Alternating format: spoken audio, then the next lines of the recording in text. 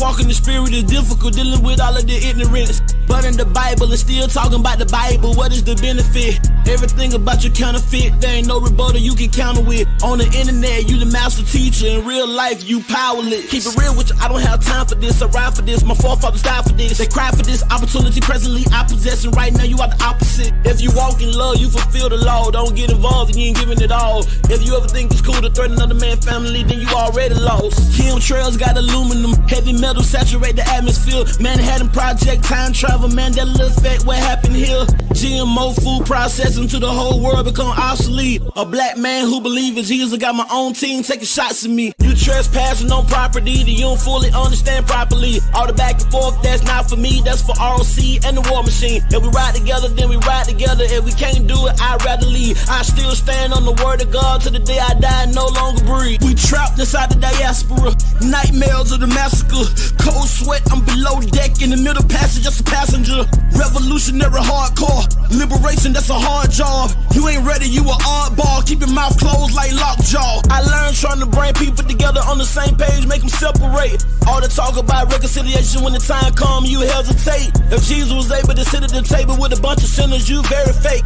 Your steps ordered by the Lord, and how it was yesterday, a big mistake. We the city sitting on the hill, guess it all depends on how you live. Guess it all depends on how you feel, and we both know that ain't God's will. I stood on what I felt was right, I don't never question if God's real. Trapped inside this matrix, I'm about to pop the red and the blue pill.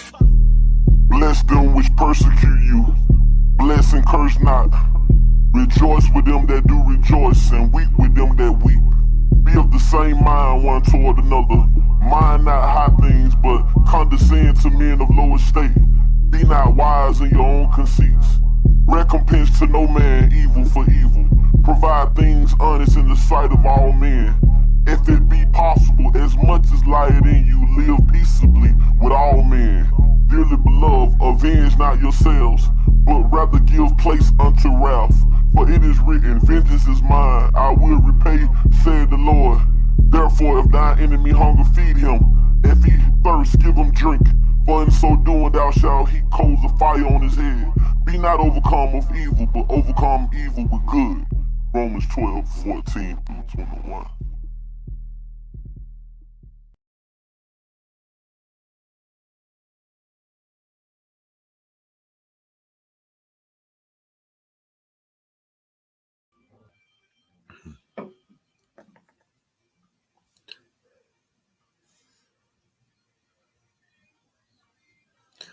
Peace.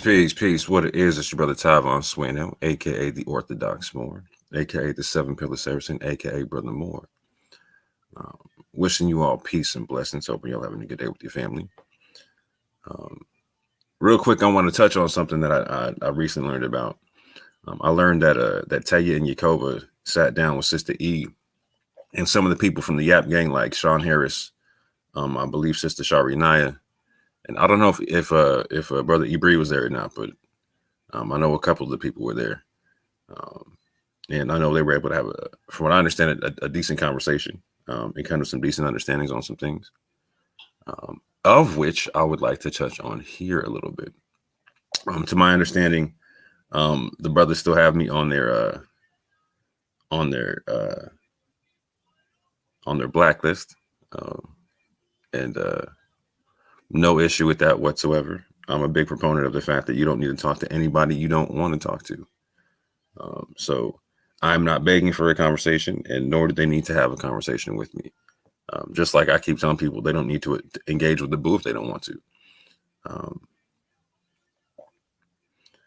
So that being said, I do want to touch on some of the things that were touched on in that conversation that I know of. One of which is the fact that Taya and Yakoba confirmed the concept of the fact that they believe that haplogroups are good for migrations. And I think going forward, this could be good for a good baseline understanding and a place of mutual respect and whatnot. Because a lot of what I try to do in the community is have conversations, finding out where people agree, finding out where they disagree, and then encouraging people to work together where they agree, and then respectfully disagree where they disagree. Respectfully disagree. I agree to disagree. So, for instance, in talking about DNA and haplogroups, it was never a haplogroup versus autosomal DNA concept. With me, I was trying to give them a conversation to where they could, again, one of the things I do is I interview multiple people with multiple different backgrounds, and I make sure people understand what they believe, etc., and I get their beliefs clearly brought out to the people and whatnot. So when I brought them on to talk about autosomal DNA, it wasn't autosomal versus haplogroups.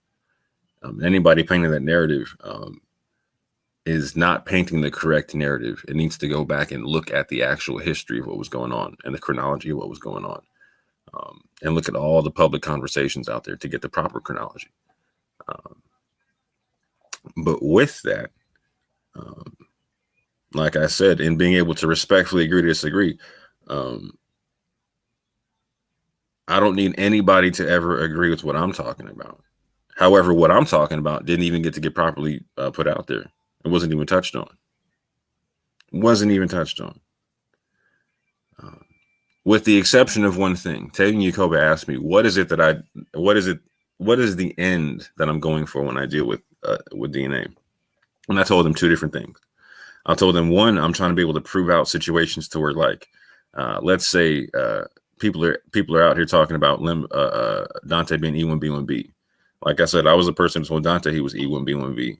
And was pushing that concept out. There was the fact that it was a game changer in this conversation and slowing it down, because he potentially could legitimately be the first legitimate Lemba descendant of a Lemba male taken on the slave trade that we could find, and that haplogroup DNA and paternal DNA is important in being able to delineate that. I also told them that I deal with DNA because I'm intrigued about the concept of what if we find an ancient dig site that we know to be an Israelite dig site? How do we differentiate and delineate between natural Israel and national Israel, the people that came through and sojourned, i.e. the ethnic Israelites and the people who came in and sojourned with them who were not ethnic Israelites? How do we differentiate that?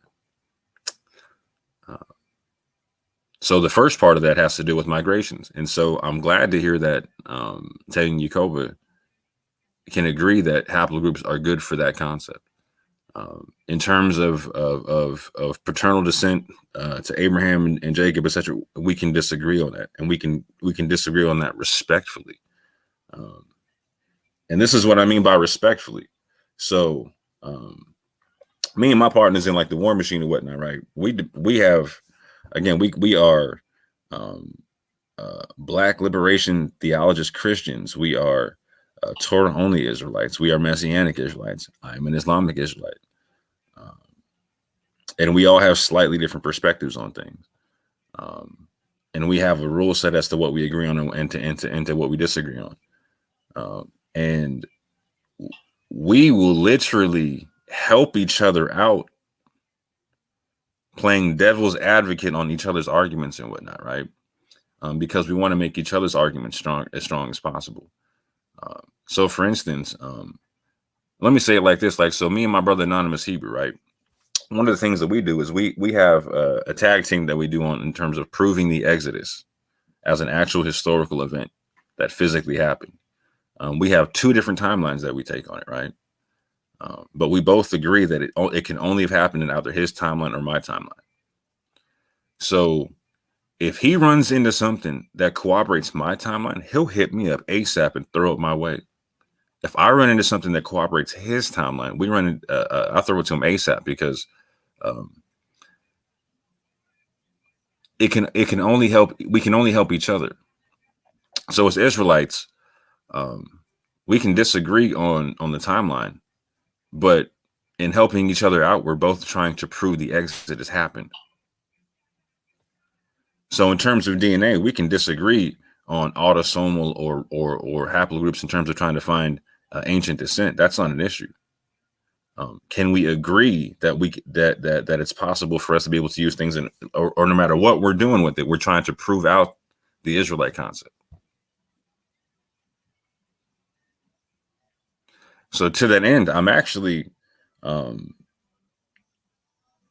of like, so let me say like this, like, so when I was talking to Tevye said that he didn't study haplogroups when I on my last interview with him, right? And so I went back to go listen to what they were saying about their own haplogroup. And I went to go study it a bit because I had never really studied their haplogroup because it wasn't amongst any of the people that I'd been looking at. For instance, like the Lemba don't carry G. None of the like the Ethiopian Jews don't carry G. None of the North African Jews carry the type of G that Tanya and Jacob have. But when I went to go look at it, I found something that was super intriguing. And this was just real recent. This is just within the last couple of days. Super intriguing. And when I first saw it, I didn't think that it would even matter to them because they seemed to throw away haplogroup. But when I heard that they were talking about this concept of they sat down with the Yap gang, were able to come to some common understanding, I thought, you know what, they might be able to catch this. They might not be offended at me bringing this up. So in hopes of being able to come to common terms on some stuff. This is for everyone in the community, but this is also for Tay and Yakoba. This is why your particular haplogroup is important in terms of migration, right? Because just like Dante's could potentially confirm a Lemba migration, yours could actually potentially confirm a different migration from East Africa that are real close to the Lemba, but not quite Lemba. So let me share my screen and get into what I'm talking about a little bit.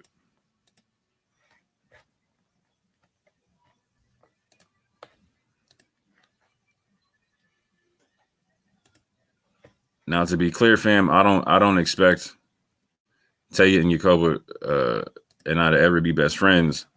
I don't expect that they will ever agree with my stances on things, and I'm not asking them to, right? In fact, I'm probably still going to make some videos on where we disagree on things, but try to do so respectfully. But with that, I do want to highlight this information here. So let me get my join and present mode and let's get this popping.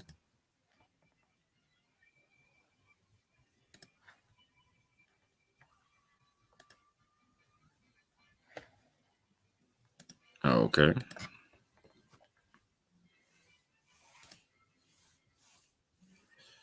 So I touched on these in another video. I'm going to briefly cover these here.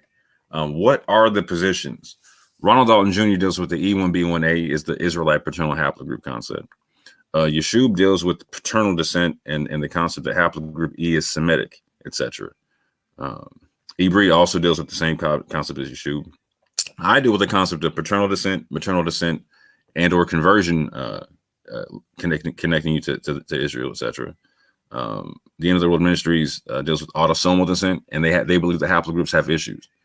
Again, this is not a disagreement or a beef thing in any way, shape, or form. This is just a stating of the differences of opinions for the people. Again, being scientifically skeptical helps to advance the truth for everyone, and that's why I'm actually happy we can have a potential building point of where we can agree on haplogroups and potentially respectfully disagree elsewhere. Groupthink is mental slavery and should not be tolerated as a standard. This goes for everybody. So what does that mean? That means that any one of these positions could be right and any one of them could be wrong, and that they need to be proven out either or if someone's going to advance them as being the standard that we stand on. So anybody pushing these positions without wanting them to be thoroughly checked out needs to understand that they're promoting mental slavery, and that's not a good thing for our community. That's not me taking shots at anybody. I'm saying anybody who promotes their position without it being vetted or without wanting it to be vetted needs to understand they're promoting mental slavery, and that's not what our people need. And it's completely okay that we have these different positions because, like I'm saying, when we have the conversation from multiple sides, all we're going to do is sharpen each other like steel, particularly if we're not doing so from an emotional perspective. It's all just like, hey, we're doing this for the nation. You know what I'm saying? When it's done from that perspective, the emotion should be checked at the door. But going forward, This is something that I want the twins to understand about my position on the whole thing, because we didn't even get into mine. Because a lot of people just assumed that I was rocking with the same thing that Yeshub and with Ibri are talking about, and I agree with a lot of what they say. And there's some places where we have divergence, and we respectfully disagree where we do. It's never been an issue. But check this out. So where the twins and I 100% agree is that haplogroups are good for tracking migrations. As I told the twins, I am interested in using DNA to prove things like Dante potentially descending from a Lemba male that came through the transatlantic slave trade. Cohen Hamendishe told both myself and Sister that Lemba were on slave ships. Being able to prove this is also important for publicly validating our Lemba elders if we can.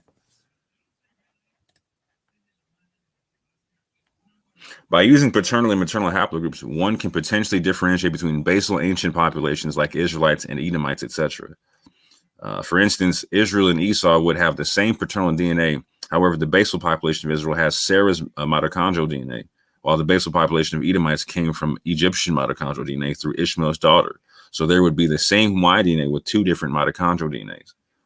The same concept would apply in differentiating the seed of Hagar, Sarah, and Keturah, etc. Again, these are also things to consider about my model. Dante Fortin may be the first provable American Lemba that paternally descended from a Lemba male. Dante is a subclade of EM84, which is E1B1B, which is very prevalent in Yemen. I want everyone to hear that and underscore that. Prevalent in Yemen. The priestly clan of the Lemba not only carry J markers, they carry 3 E markers, including EM35 or E1B1B, which is an upstream clade of EM84. The Lemba were tested at a very low STR count that would not specify any downstream clades from EM35. So Dante's DNA forces us to do further testing with the Lemba at a higher STR count to determine if the Lemba E1B1B marker is more specific than EM35. If Dante's autosomal DNA matches the Lemba and he also has one of their paternal markers, then it becomes very likely that he is actually paternally descended from a Lemba male. Now, this is where it starts to get interesting for the twins. Both Teyu and Yacoba have G2A or GP15 Y DNA. This paternal haplogroup can be found in Iraq, Turkey, Israel, Kuwait, Qatar, Yemen, and among Yemenite Jews. It's important to note that Ethiopian and Moroccan Jews or North African Jews, period, don't carry G2A. North African Jews do carry G, but not G2A. It's a whole different kind of G. Although not common in Africa, right? Although not common in Africa. And this is why this is so significant, fam. So Teyu Yacoba, if you're watching, please listen to this part. Although not common in Africa, it can be found in the Comoros Islands off the coast of Mozambique. Now, why is this important? This is where the Lemba say that they went their migration from Yemen, etc., whatnot. But over 542,000 slaves, and not many of us know this, family. Over 542,000 slaves, over 500,000 slaves were taken from the ports of Mozambique and Madagascar into the transatlantic slave trade. One more time, over 542,000 slaves were taken from the ports of Mozambique and Madagascar into the transatlantic slave trade. So what does that mean in what I'm saying?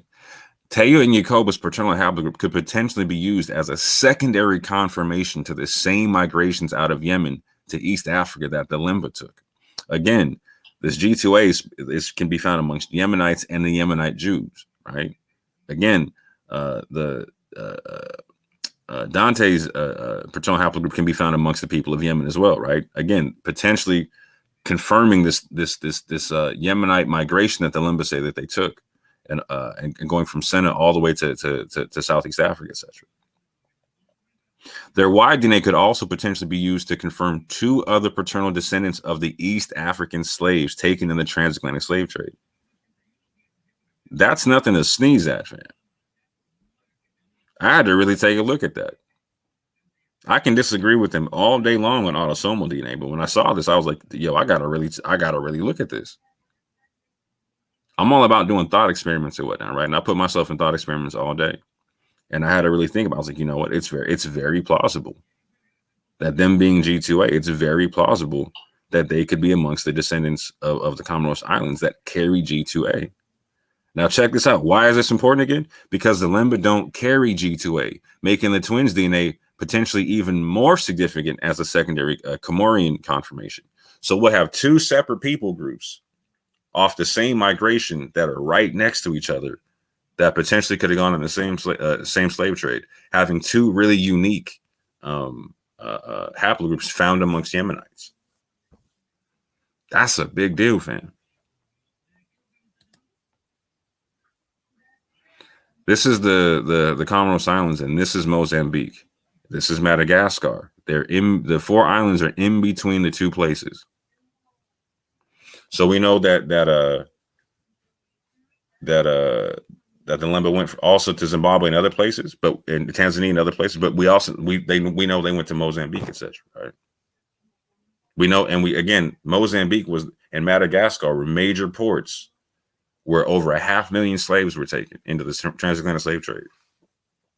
It's very plausible that people from the Comoros Islands got caught up in that. Extremely plausible.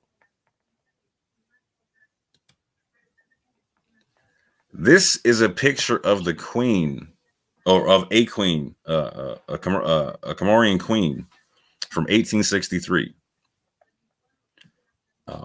So you can see their phenotype all day. There's a lot of people that have a lot of Bantu DNA amongst the Comorians and whatnot. But I want you to take a look at something here, fam. I want you to take a look at one of her attendants and what she's wearing and how her clothing is lined up. That could very easily be some Israelite or Hebrew clothing right there. Very easily. Very easily. So I want y'all to take a very good look at this phenotype and whatnot, because I've seen people that look just like this sister right here and this sister right here. I mean, fam, I'm related to people who look like this. And I'm sure a lot of you are too. When I saw this picture, I had to double take this whole thing. This is from 1863.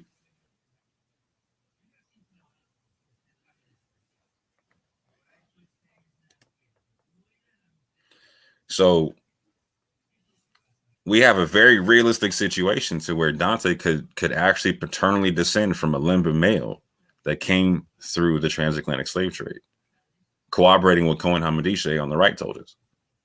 And we have a very realistic situation to where the Teo twins could basically descend from a Comorian male that came through the same that were on the same slave ships as the Lemba coming over here, with the same Bantu genetic stock, which is potentially why they're coming up so high as Lemba on Jet Match.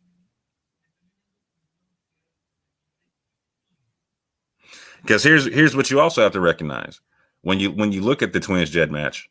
Do they have European stuff that comes up? Yeah, yes they do, but they don't have a lot of European stuff that comes up. Or they're like 1/5 to 1/4 European on this stuff, right? So that does have to be taken into account.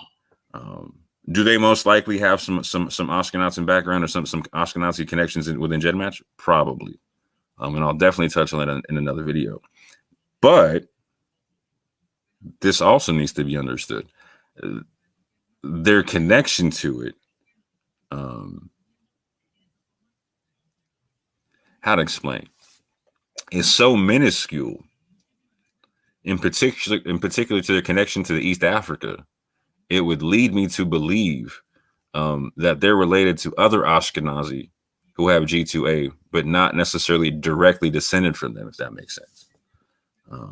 So I was telling Dante when I was looking at his Jet Match that his numbers on his Jet Match, they jump so much to where it looks obvious to where like he looks like he's a mixture of 2 different lineages. He looks like he looks like what you expect if an East African were dropped off into a whole bunch of West African DNA out of nowhere, like through a slave trade, and had no one else to mix with but West Africans.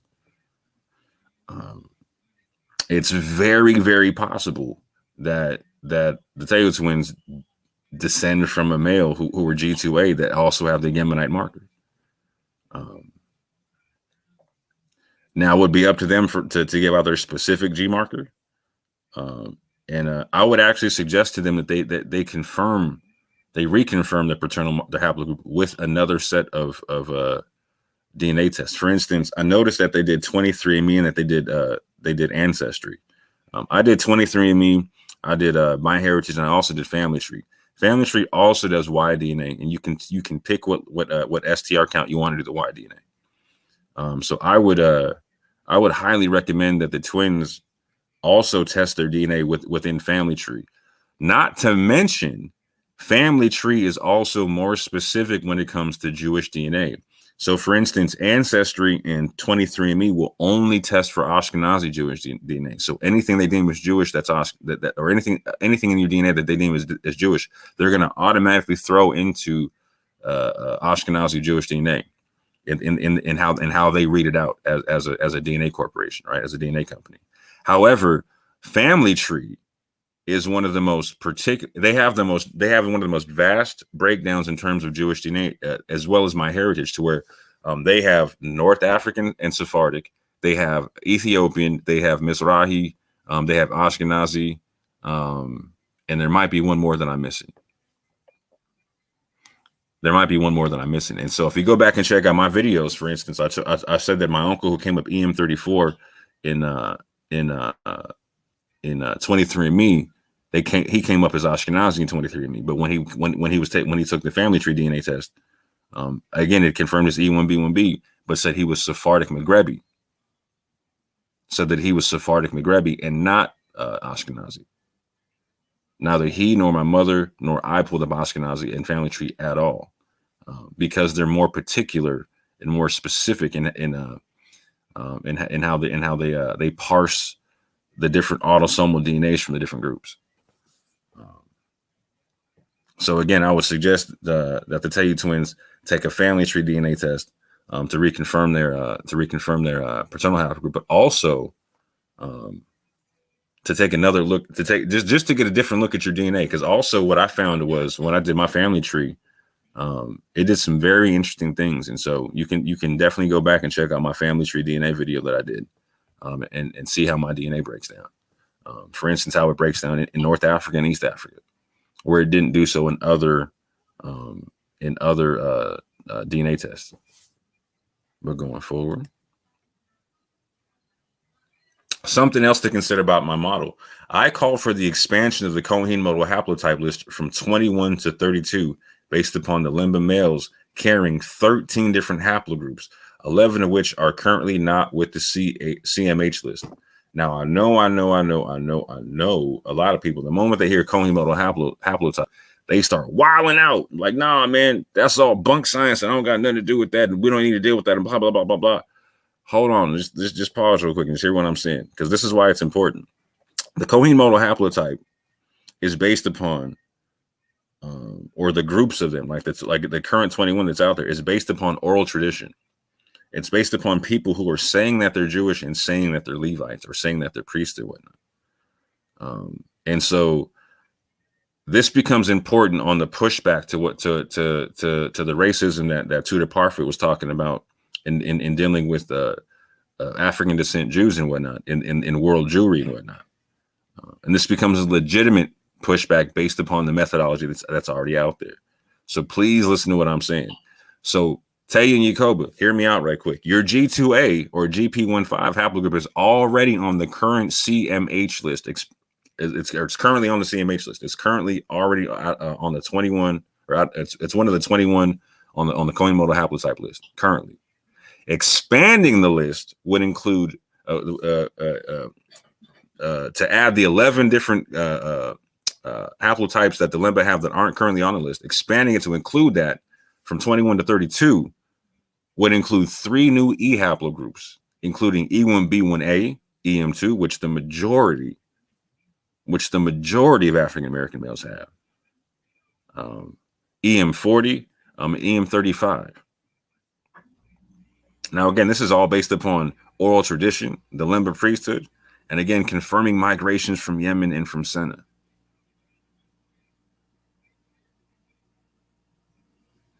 So We know that the Lemba have a J marker that people in Yemen have, but they also have other markers that people in Yemen could also have, including that E1B1B marker, right? But beyond that, the one that Dante has, but beyond that, we know that they also have E1B1A amongst their males, amongst their priesthood. It's not 100% J. It's not 100% J. So I want you to take a look at this, man. And this is why the Lemba have such an issue with their DNA test. Is because when you actually look at how the Cohen modal haplotype is established based upon oral tradition and practice, etc., you have to expand it from 21 to 32. And in doing so, you have to include these other E markers, which again opens up all of Africa and all the people who are saying that they're Jews, etc. This is one of the other reasons why I deal with DNA. This is the third major reason why I do so.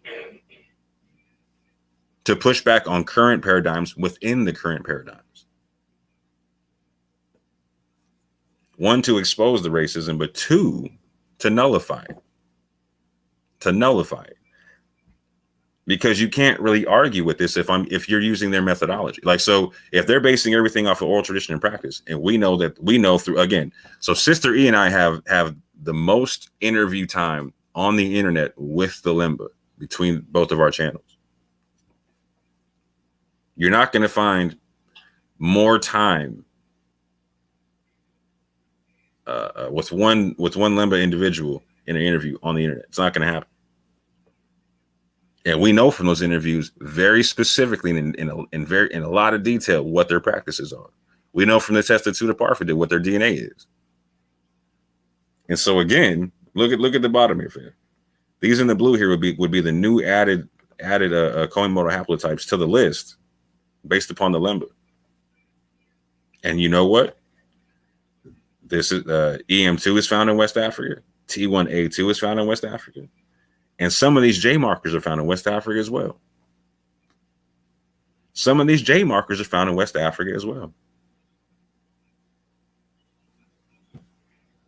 We can find them in Mali, amongst the Tuareg, etc. And amongst the people who cling to the Tuareg, which is a whole nother conversation I'm going to get into on another day.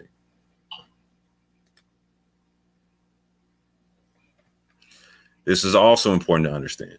In my model, there is a genetic difference between ethnically natural Israel and the sojourning citizens of the nation of Israel. I have clearly said that I believe that when Israel is gathered from the four corners of the earth, that they will look like all four corners of the earth. We should expect to see many different haplogroups in national Israel, while seeing a very narrow set of Hebrew haplogroups within ethnic Israel.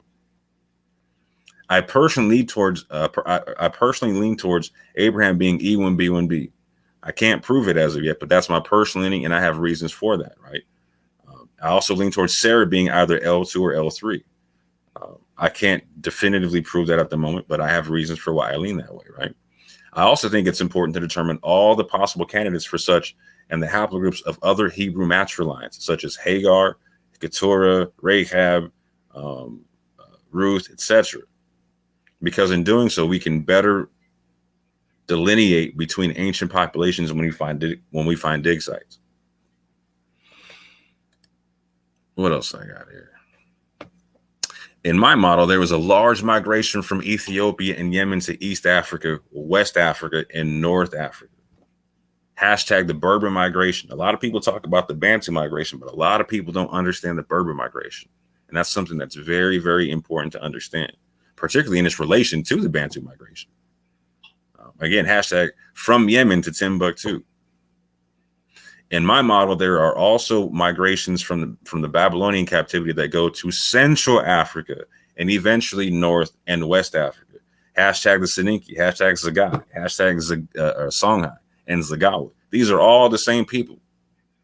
All four of those names I just read are all the same people. And people like Dana Marnici, etc., is saying that these people came to Central Africa from the Babylonian captivity and then eventually did things like founded Carthage and whatnot, on top of going into West Africa. These are major things we need to talk about, family. Major things we need to talk about.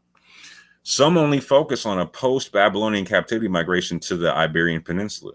And that's fine. I have no issue with that, family. If that's the migration you want to focus on, cool. There is a lot of merit in that migration. I'm not saying don't ever ignore that migration. Don't ever ignore that migration. However, I'm saying this. I focus on the migration from Yemen to East Africa, to Central Africa, to West Africa, to North Africa, and to the Iberian Peninsula.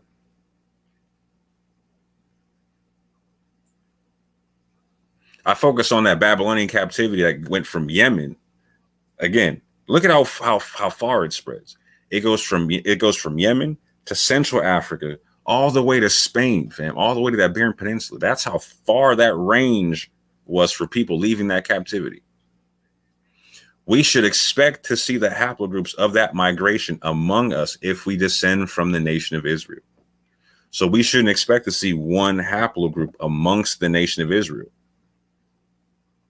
Not the nation. Amongst ethnic Israel, you're going to see narrow haplogroups. But amongst the nation, where we intake sojourners and all that, you're going to see multiple haplogroups.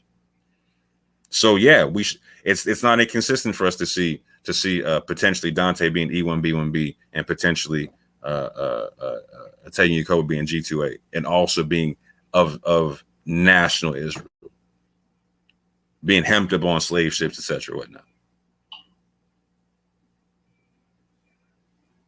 We should expect to see a lot of that. Like I'm telling family, we should expect to see some J pop up every now and again. We should expect to see some T pop up, some R1 pop up.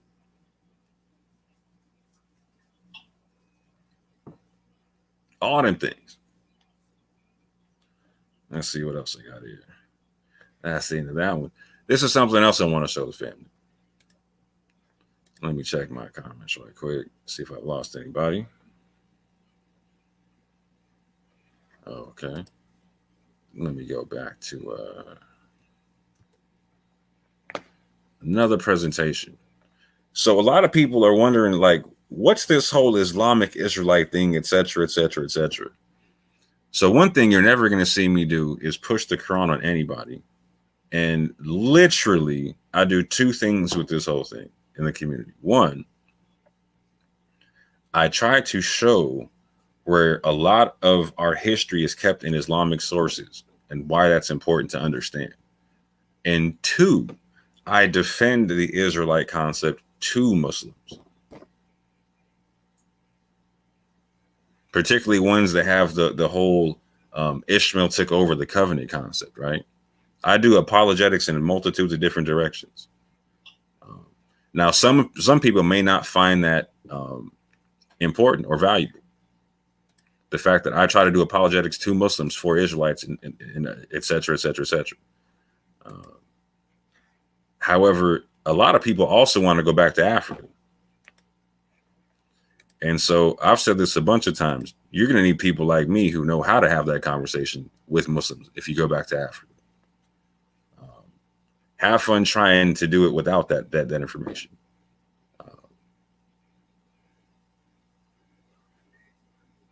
So again, no one's trying to make anybody a Muslim. What I do is I try to make people aware of our information that's kept in Islamic sources. And then I also, again, I build the wall with one hand and I protect it with the other, right? So I defend attacks from a lot of different communities, Christian, Muslim, etc., whatnot. So I use the Quran to confirm the Israelite concept in a lot of things. That's how I use it in our community. But something I've also done is I talk a lot about this migration from Yemen through Central Africa to West Africa. A lot of people focus on, again, on this Babylonian captivity through North Africa and through Spain, etc. Cool, got you. Not mad at you on it, right? What I deal with is this Yemenite migration a lot, because people like myself and Dana Marnici believe that this migration was larger than the migration that came out of the Levant. So I will show Islamic sources that document this migration. I will show the Tariq al-Sudan and the Tariq al-Fatash, where it's talking about, again, the history of the Sudan is a West African chronicle written in Arabic by a Berber author. Right. This is why I keep talking about the Berber migration, etc. The Berbers in North Africa. There's Berbers in West Africa as well. There's Berbers in Nigeria and all them kind of things, fam. In Mali, all them kind of things, right? Again, it also speaks about prior Songhai dynasties. Again, Songhai linking up to what I was just talking about with the Songhai, Zagaya, Zagawa, etc. Right? Saninki, all them things, right? Among the Mali Empire and the Tuareg.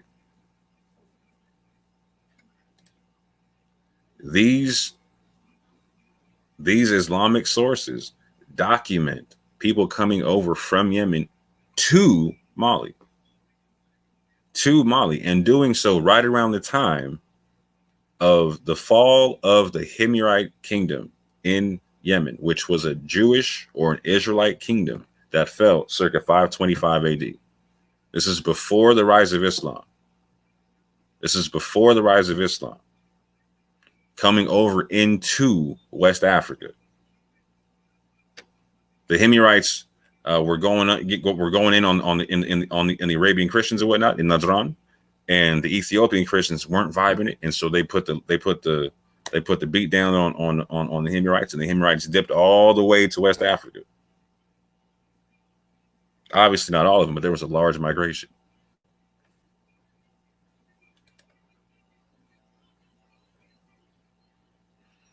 Again, local legends states that this migration came from Jewish communities that migrated from Yemen, etc.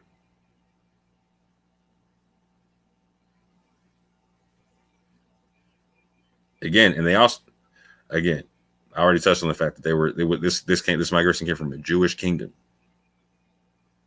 and this is the same area that includes the Hadramaut region where the Lemba were in Senna.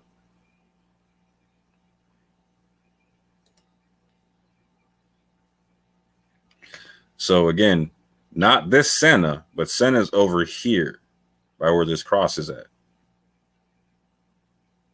So this kingdom was defeated and went all the way over here by Timbuktu, and there was places started like Kukiya by then. And for multiple generations before the rise of Islam, they were there doing their thing. And again, this is done via a central trade route. Again, the Sahel trade route is like the super highway of Africa. It's the super trade route of Africa. And from the central routes, you go north. But you see where it's very easy to go from either Yemen or Ethiopia through the central trade routes in the Sahel to Timbuktu, etc.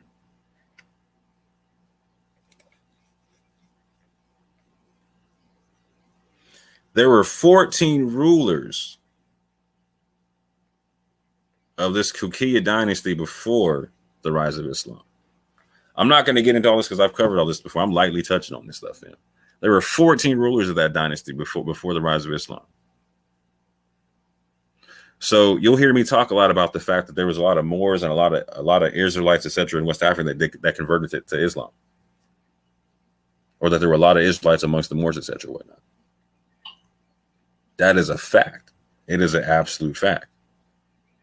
It is an absolute fact.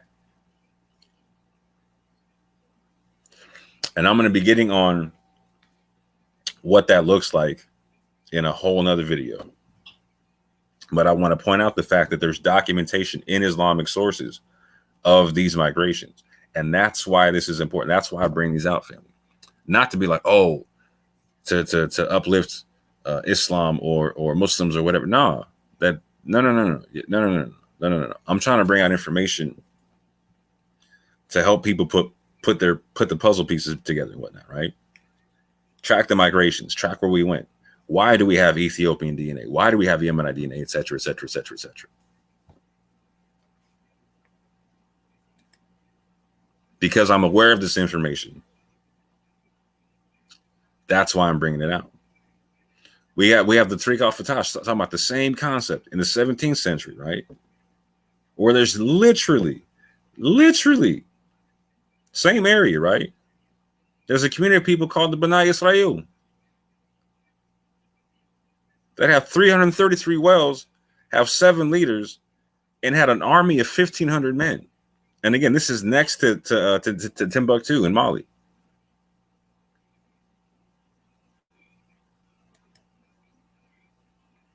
Where they also have people with the J marker. So what if we go test these people and they have the same J markers as the Lemba? That's why haplogroups are important. And we know where to go test these people. This is why haplogroups become important. This is why Tuda Parfa said we need to do more DNA collection in West Africa, trying to connect people to the Lemba. And we literally have 13 haplogroups to connect them to, including EM2. And EM2 has specific breakdowns to it. There's many forms of EM2. This is why haplogroups are important, because we can trace migrations with them. And in being able to trace migrations, we make our story real. We make it tangible. And that's important for everybody.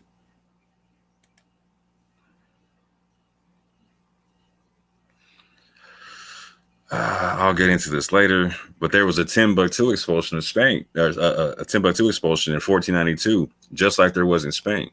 A lot of people focus on what happened in Spain and don't focus on how this affected Africa.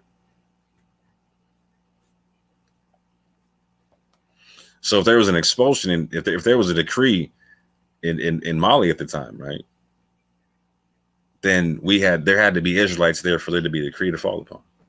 Now, a lot of people focus on this. A lot of people want to focus on this time period here and like, oh, see, and this is where the fight comes in with faithful to God. And a lot of other people like, oh, see, the only Jews that came into West Africa came from the Iberian Peninsula. See, now I've literally had this beef with faithful to God before, and faithful had to admit, because he pulled out the Tariq al-Fatash and the Tariq al-Sudan. I told him where to go in them joints. I told him where to go, and he was like, yeah, all right, now you tell me that didn't happen. And he was like, well, yeah, I have to admit that there's people that came from him. And I was like, yeah, well, like it was a Jewish kingdom. He was like, well, yeah, but we don't know if the people that came over were Jews or not. But oral tradition supports that. Oral tradition supports that. And so what we all know from Dana Marnichi's work, and also from Tuda Parfa, is that the Haplogroup, where the Lemba rat was the darkest part of Arabia. Historically speaking, the Haplogroup was the blackest part of Arabia. The blackest part of Arabia. So we know the people that were coming over from there were not so-called European-looking Jews, etc. That was not what was going down. The Lemba went to Lemba to Yemen to go blend in and whatnot, not to go stand out. Not to go stand out. So this migration from Yemen through Central Africa to West Africa becomes super important to our story, fam. Because it's a migration that the urban apologists can't do anything about. Even Abu had to recognize, oh wow, like at first he was saying that his concept on Jedmatch was like, yeah, anybody having African descent is probably going to come up Ethiopian Jew. And he was making the assumption because he has Moroccan descent. But when we compared our Jedmatches, and particularly with my mother's, who almost looks identical to his, my mother's also North African, right? Very similar lineage, right? But you can see you can see where her Jedmatch numbers make it look like she has a migration from Yemen to Ethiopia to North Africa to Morocco. And you know what, fam? I actually have East African descent from my mother. I potentially have Somalian, Ethiopian, Eritrean DNA from my mother that shows up in my family tree DNA. So when I started talking about the Himyarite migration, Abu had to slow down. He's like, wow, it's possible. I can't deny it. It's possible. He had to end the conversation like, even though it's possible, I don't connect myself to being Israelite. You know what I'm saying? But he couldn't knock the migration and the possibility thereof because it's very valid.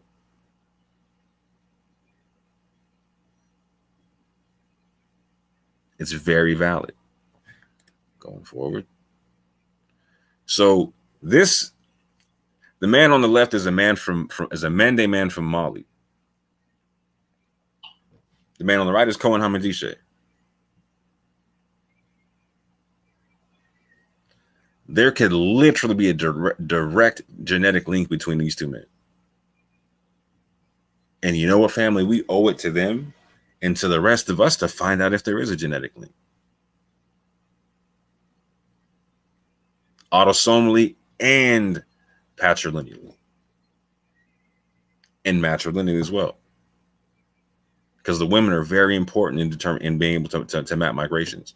A lot of people talk about the seed of the man, but the Bible talks about two seeds, the woman's seed and the man's seed. To me, that's clear concepts of mitochondrial and patrilineal DNA and being able to map descent between the two. This is where I slightly differ from me breeding from Yeshua or whatnot, because I do believe the matrilineal descent is extremely important, being able to narrow down different groups or whatnot. Do we beef on it? No, not at all. Not in any way, shape, or form.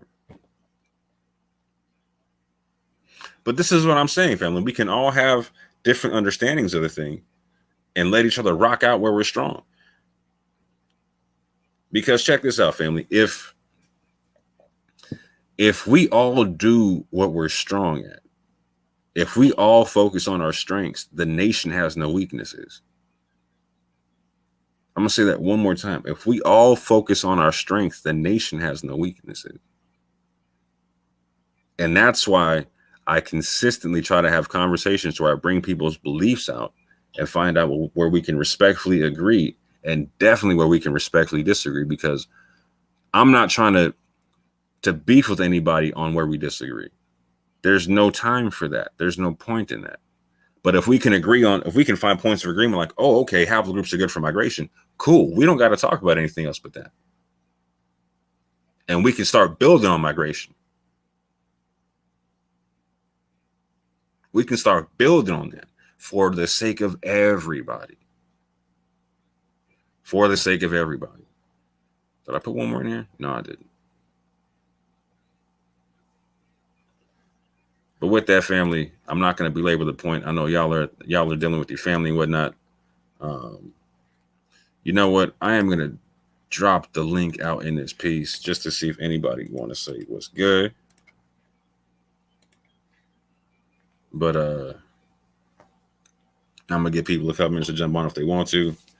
Like I said, I know people are busy doing their thing. But yeah, family. Haplogroups are very, very, very important for migration. And with those migrations, we can make our story real, and we can make it tangible for not just ourselves, but for the world. And we can do things like prove out when Cohen Hamadishe says, there were Lemba on slave ships. We can prove that out with haplogroups. That's very, very important. Very, very important. And not only that, like I'm saying, let me jump back to the other one right quick. Let me jump back to the other one right quick. So like I said, we all know about the Lemba.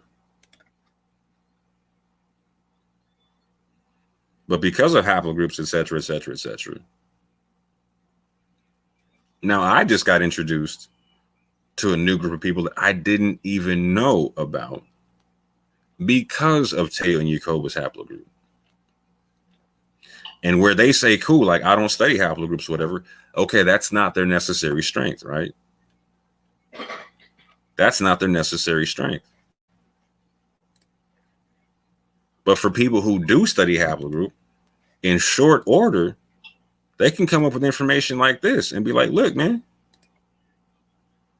y'all might be on some stuff where y'all came from East Africa too, and could potentially be the first provable Comorians that came through that we can prove coming through the slave trade because of your haplogroup.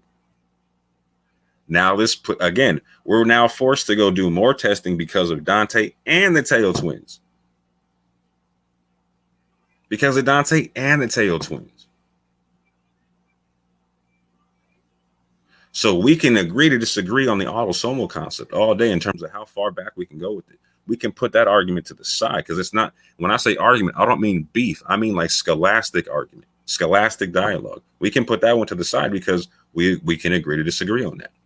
And we can talk about what can we do with migrations with the haplogroups. Well, this is what we can do, fam. We can potentially prove that y'all come from Comorians. We can potentially prove that Dante comes from Lemba, and that y'all are that your patrilineal descendants were both on slave ships together coming to the Americas, because there was over 500,000 people, 500,000 slaves taken from the ports of Mozambique and Madagascar, and the Comorian Islands, Comoros Islands, are right smack dab in the middle between both those countries. So it becomes very, very plausible. And working out stuff like this and thought experiments like this is exactly why people in the urban apologist community respect the way I get down and respect the way the people I know get down, because we put out these thoughtful concepts. So like you have to really beat this down. You got to really come at it or whatnot, right? It's a little bit different than saying, yeah, okay, Ouida was the kingdom of Judah in West Africa, right? That's debatable in a lot of stuff, right? This becomes a lot easier to prove out scientifically. And the truth is, when we bring stuff out like this out, it starts moving the bar and raising the bar in terms of information, because now we're being forced to go recheck information now. We have to, and other people scholastically and scientifically have to. You can't deny the fact that when people are E1B1B or like the sub branch of EM84 like Dante, you can't sneeze at that, particularly when he doesn't have a whole bunch of European DNA, and it's a particularly Yemenite heavy haplogroup. You can't sneeze at that. You can't sneeze at the fact that Tayyip may potentially descend from a Comorian male that came through the slave trade, and that they need to go double check their haplogroup and whatnot, and need to go and potentially could have the same haplogroup. You can't sneeze at that.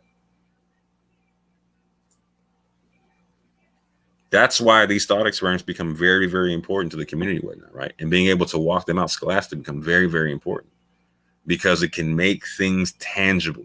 That's what we can do with science, is we can make things tangible. And that's very important, particularly in sticking to this scientific method, right? Does that mean science is my God? No. No, I believe God gave me science. And like Sean Harris said, we're using every aspect and everything that we can to prove out the story, to show the story we're all talking about. And this becomes a very big aspect of it, because who's talking about, so I was dealing with Garfield and whatnot, right? And Garfield and Ngozi were like, no, I mean, there was no big East African concept. There was no you know what I'm saying? They weren't taking no slaves from East Africa. I had to show them otherwise, right? And once I showed them otherwise, they were like, you know what? Okay, respect. I gotta accept this now. You know what I'm saying? And that's, again, and I started looking into it because Cohen Hamadise told me on camera, hey, Lemba were on slave ships. When the elder told me that, I was like, hey, let me go see if I can go prove this out for the elder right quick. You know what I'm saying? And you know what? We potentially can. And now we control that narrative. And like I told you, telling you, Cole, but now we can potentially control the methods of doing this stuff, right? And doing the testing, et cetera, right? That becomes a very big deal, because we're no longer in the passenger seat, we're in the driver's seat. And that's what making things tangible can do. But with that, family,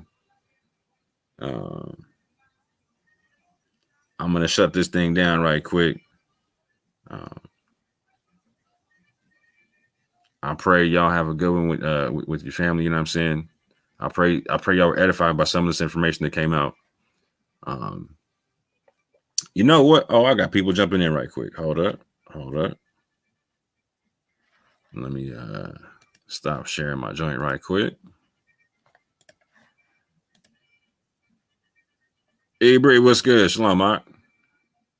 Shalom. I'm pulling up something real quick, but hopefully you can like do a little bit of more dialogue while I pull this up. No worries. And who is DTE? Shalom. What's going on? All is well. What's good with y'all? Yes, sir. I completely agree. Ever since Benaiah Israel dropped one message, and he featured my true I'm gonna come back ancestry. real quick. Hold on. Sorry Okay. to interrupt you, but I need to That's switch okay. to my other account. No, you're good. Yeah, so he dropped the My True Ancestry DNA link. So I started using that, and like my mind has been blown just with the research I've been able to do to see the samples that I'm related to and to connect it with like history that we've been told and stuff like that. It's absolutely amazing. So I completely agree that, you know, we can map this thing out and get to the bottom of it. You know, I discovered that like if you look at the history of the Lemba and what they say, they said that okay, we came from Israel, we were banished during the time of Ezra and Nehemiah, and we went to Yemen, and then we left Yemen. They said that they went to Ethiopia and that they married or they intermixed with Ethiopians, and after that they tried to create another community like Sena inside Kenya and Tanzania, and then some of them ended up going to Malawi. So as I upgraded my account on My True Ancestry, I have a huge community of samples from Kenya, Tanzania, and Malawi. And Yeah, my Kenya is crazy. My oldest stuff comes from Kenya. You know what I'm saying? Like Kenya, Ethiopia. Okay. exactly like 2,000 years ago. Yeah, the 25. Yeah, exactly. And it's like almost all of those samples, they're closely related to Ethiopian Jews. Facts. And it's just like, it's like, hold on, like nobody can gaslight us when we actually show like, no, look, this is what's real. I'm not telling you my opinion. I'm not telling you what I claim. I'm not coming to you with some sort of doctrine that I cooked up in my basement. This is just data. Facts. You know, so it's been very, and it's becoming more and more tangible day by day. Yes, sir. Day by day. No, I appreciate that, fam. Yeah, I admire your work. Oh, much gratitude. I'll praise it the most time. I can only take credit for the mistakes, man. Yes, sir. So, hey, Bree, quick question, bro. I've been wanting to talk to you since I heard that y'all sat down with the Italian Yacoba. Did you sit down with them too or no? Yes. Can you hear me? Yes, sir. Yes, I did. Yes. How'd that go, man? Yeah, it went pretty well. Basically, in the conversation, we came to a truce, and you know, we were like, all right, so the next time someone like Berean TV or G-Con or Abu or Faithful to God, whenever somebody brings up DNA, direct them to Yap Gang, direct them to us, because we're, you know, the side of Israel that deals with genetics the most and DNA the most, that type of science. And they said, yeah, basically they said, yeah, we don't want to touch DNA. We haven't touched DNA for the past 2 years. So, you know, we'll direct people to y'all when DNA comes up, because I was explaining to them how when it comes to the body of Israel, when it comes to a human body, you know, you have everything's important: legs, hands, feet, arms, all that. Everybody has their strong suits. I believe TEOTW's strong suits are prophecy and or looking for evidence of, you know, Black Jews in parts of, you know, Europe or the Middle East or Africa. So I feel like that's where their strong suits are. So they're going to focus more on that aspect, and we're going to focus more on the DNA and genetic aspect. So that's the grounds that we sort of ended off on when it came to our discussion. And you know, we both agreed to that. See, that's what I'm talking about. If we all focus on our strengths, the nation has no weaknesses, and that's so powerful to understand, family.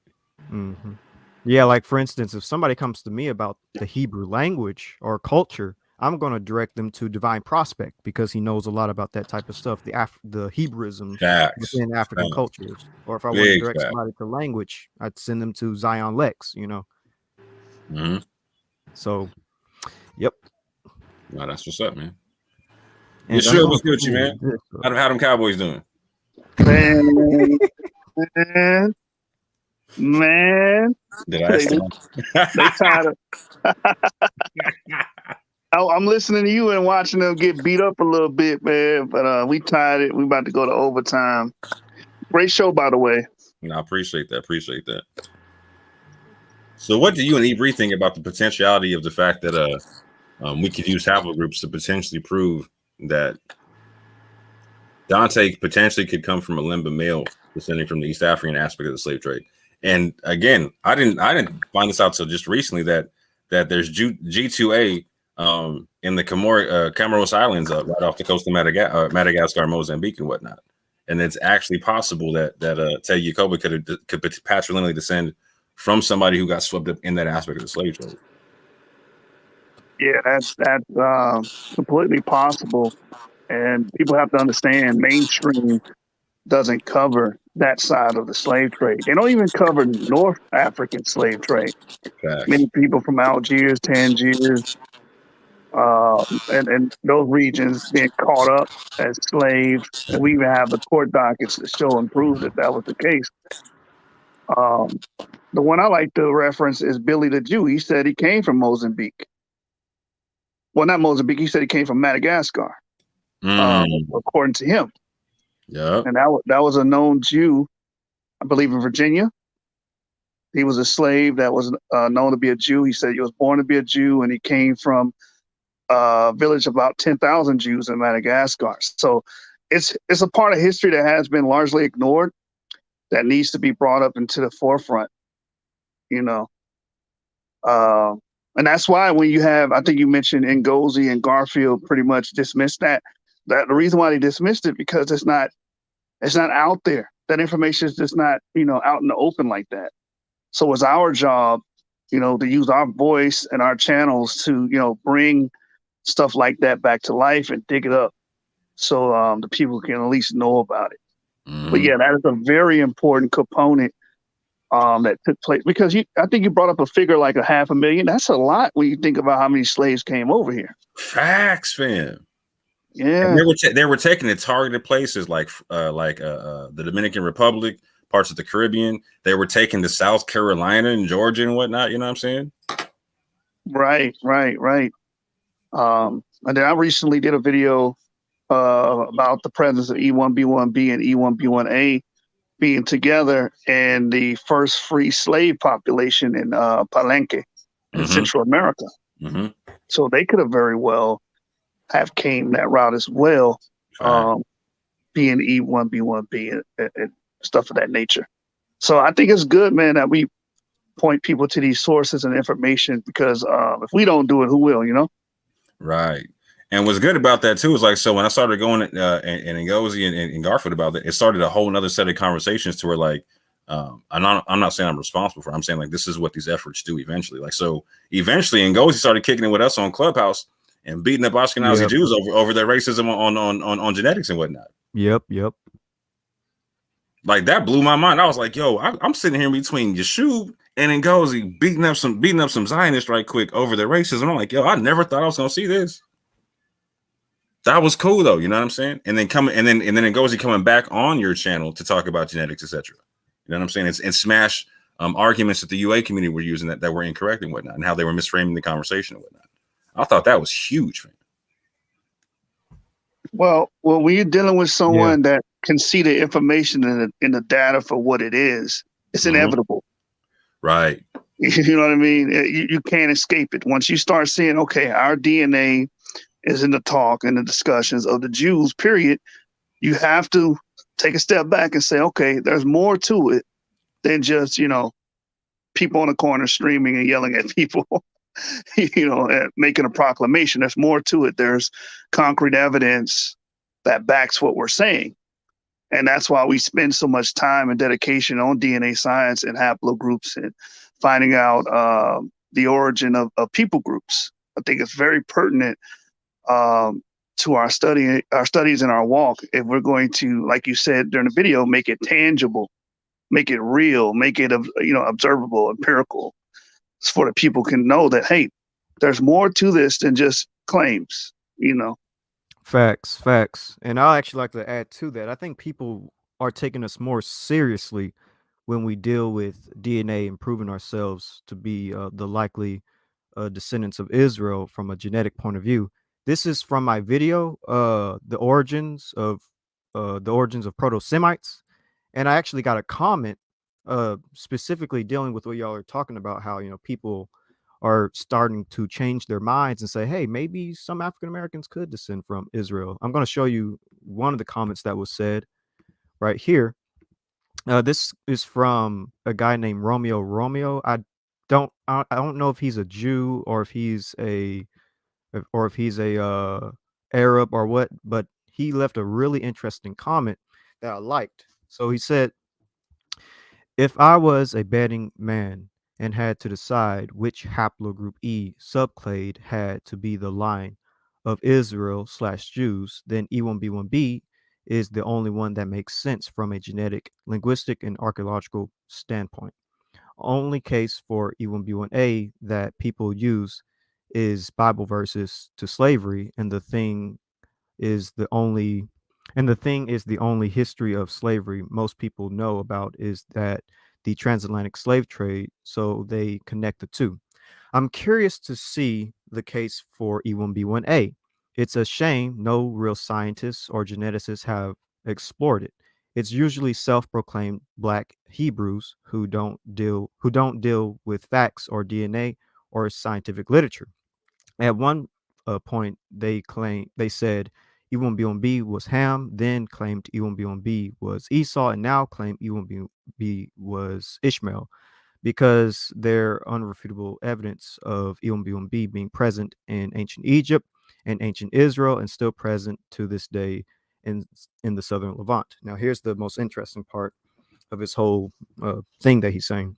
He says, I love to see where the Hebrew of Israel channel will take things, because unlike most other channels covering the topic, he is unbiased and uses scientific literature, anthropology, history, scriptures, genetics, and pieces things together well. Maybe there's a case for E1B1A or haplogroup J or haplogroup T or any other haplogroups. If we're going to find that info on YouTube, where there's evidence and research to back it up and no blind bias, this channel will be the place to find it. So I'm open-minded and curious to see where things go. And I saw that comment, and I was like, this is what we're trying to strive for, trying to show the people from a genetic, historical, linguistic, and anthropological way to prove our Israelites, heritage. And people are actually opening their minds to the possibility. And I'm like, yes, this is exactly what we want.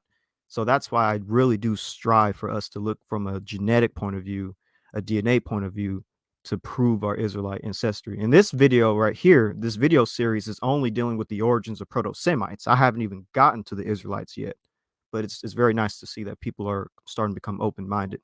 And when Yeshub and I actually debated Laron and G-Con, it seems like the UA community sort of had to do a PR move and try to figure out, how to approach this whole DNA question, because, when you really look at the facts, it's really strongly pointing to people like us being the descendants of Israel. Of course, not saying that every single Jewish person isn't an Israelite. You definitely can have Jewish people with this ancestry, but it's like which specific ones.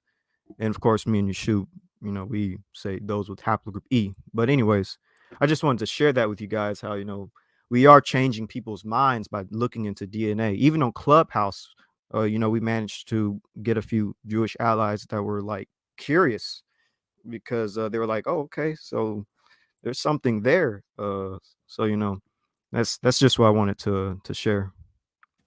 Yeah, it's been interesting building with people who were like Yemenite and Ashkenazi, who for instance will both have E. You know what I'm saying? Like that was a big, like the whole concept that for instance, like y'all were pushing with Ngozi, etc., to where like genetics kills racism. You know what I'm saying? Like to me, that's so profound and so powerful. And I think people need to understand the depths of that. I mean, how it can do such.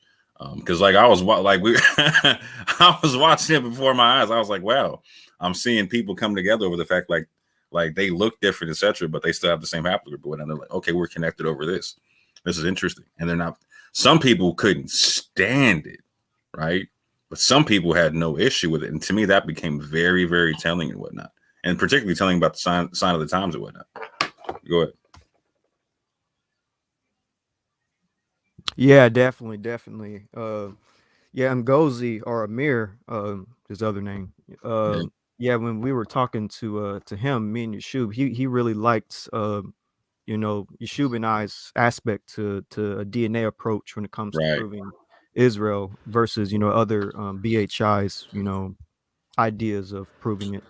So yeah, and he's part of what Dagger Squad or something like that.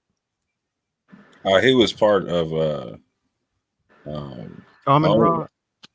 Yeah, he was part of the Amun Ra squad. Yeah, Amun Ra. Yeah, so it's yeah. interesting even seeing them kind of come to our favor, and even to a certain extent, Abu might be liking or interested in this aspect. I've been thinking along these lines too lately, since doing deeper research into my DNA, because I noticed that, okay, I'm most closely related to the Lemba according to my true ancestry, but then I'm further related to Ethiopian Jews.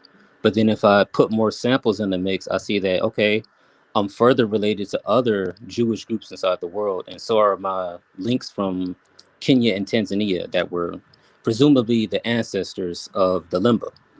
So I started thinking, there's sources from history that say that the Jews were neither white nor black, but they were in between, like That's a from the brown Mishnah. color. Yeah, that's from the Mishnah. They were Boxwood. brown, like an olive. And so when you look at boxwood or an olive, you see that, that can be quite brown. That could be a light brown or it could be a darker brown. And that is actually consistent with historical records that I've seen of the Jews and things like that. So I was thinking, what if the Ethiopian Jews are the purest type of example of what the Jews used to look like? And because we see people like Ashkenazi Jews or something like that, they were inside European lands, and hey, what a coincidence, they're white, but there's people like us in the Lemba who were inside, the land of Ham, and hey, what a coincidence, we're darker, we're black. So I was just considering to myself, maybe we are, clearly, like, we're related, we're all related. So yeah, I was just thinking, like, that could be one way of looking at the situation, Yeah. Like, No, go ahead. Go ahead. No, I pretty much finished. I was just basically just thinking of, like, the Falasha or the Ethiopian Jews is like the in between us and other Jewish groups, because that's what they literally appear as on my PCA charts. Facts. So I think we all agree that the base group of Israelites ethnically were Afro-Asiatic people and whatnot, right? Correct. And so I think that people like the Somali and the people like the Ethiopian Jews, etc., I think they're a good concept of what Afro-Asiatic looks like, right? Because it's not sub-Saharan African, it's Afro-Asiatic, right? Right. But at the same point in time, like there's some phenotypes that you see over there that still you can see the blend going into West Africa, right? So yes, but that also goes it leads to the question, like, so where did E1B1A originate? A lot of people got this whole like West Africa concept, and it may not be like that, fam. It may have started in the East and went to the West, right? The thing about that and the whole E1B1A thing is that, I started out doing research like 4 years ago into this topic, and as I dug into the research, I was inevitably led to Egypt because I saw the Lakshish reliefs. I saw the Lakshish remains, what they were described as. They were described as Cushites or Ethiopians and Upper Egyptians, which coincidentally, that's who history records the Jews as. You have Tacitus, you have, Strabo, who said that, the Jews are mostly descended from Egyptians, or many assure us that they're descended from Ethiopians, so which is Cushites or Nubians. And so I decided to look inside Egypt to see what type of haplogroups they actually used to have. And there's actually research papers that show that in Upper Egypt, where the Lakshish remains were matched to for the closest match, it actually said that haplogroup E1B1A, or they described it as haplotype 4, was actually present inside Upper Egypt at a rate of around, what was it? It had to be like 29% or something like that. So it's like that is not there anymore. Haplotype haplotype 4 or haplogroup E1B1A is not really present in Egypt that heavy anymore, but it used to be. And so if they carried it, if those Upper Egyptians then carried it, and then the Lakshish remains matched them perfectly, there is this sort of, this is why I always wanted to get access to the Lakshish release DNA. But I don't know how to do stuff like that much. But I would really like to see it, because I think that they may have E1B1A. What's interesting about that? Point. Yeah, facts. And what's interesting about that is, so like the Egyptians themselves consider themselves red, right? They paint themselves as red versus the Nubians and whatnot, right? And so there's this concept of ruddy with the Israelites in the Bible, etc., whatnot, right? Right, David. Yeah, and so and you see that in East Africa with the Ethiopians and certain people over there, right? But you also see that in, like, so if we're talking about like east to west migrations and whatnot, like, so for instance, I descend, like, my haplogroup is found heavily amongst the people like the Fulani and whatnot, some Hausa and people like that, right, who have an east to west migration in Africa, right? And you also, like, so there's a lot of people in Cameroon and in parts of Nigeria who are amongst the Fulani who have a ruddy complexion, but they're not European. You know what I'm saying? Actually, let me pull something up while you talk about that. Fits perfectly with what you said, but you can keep going.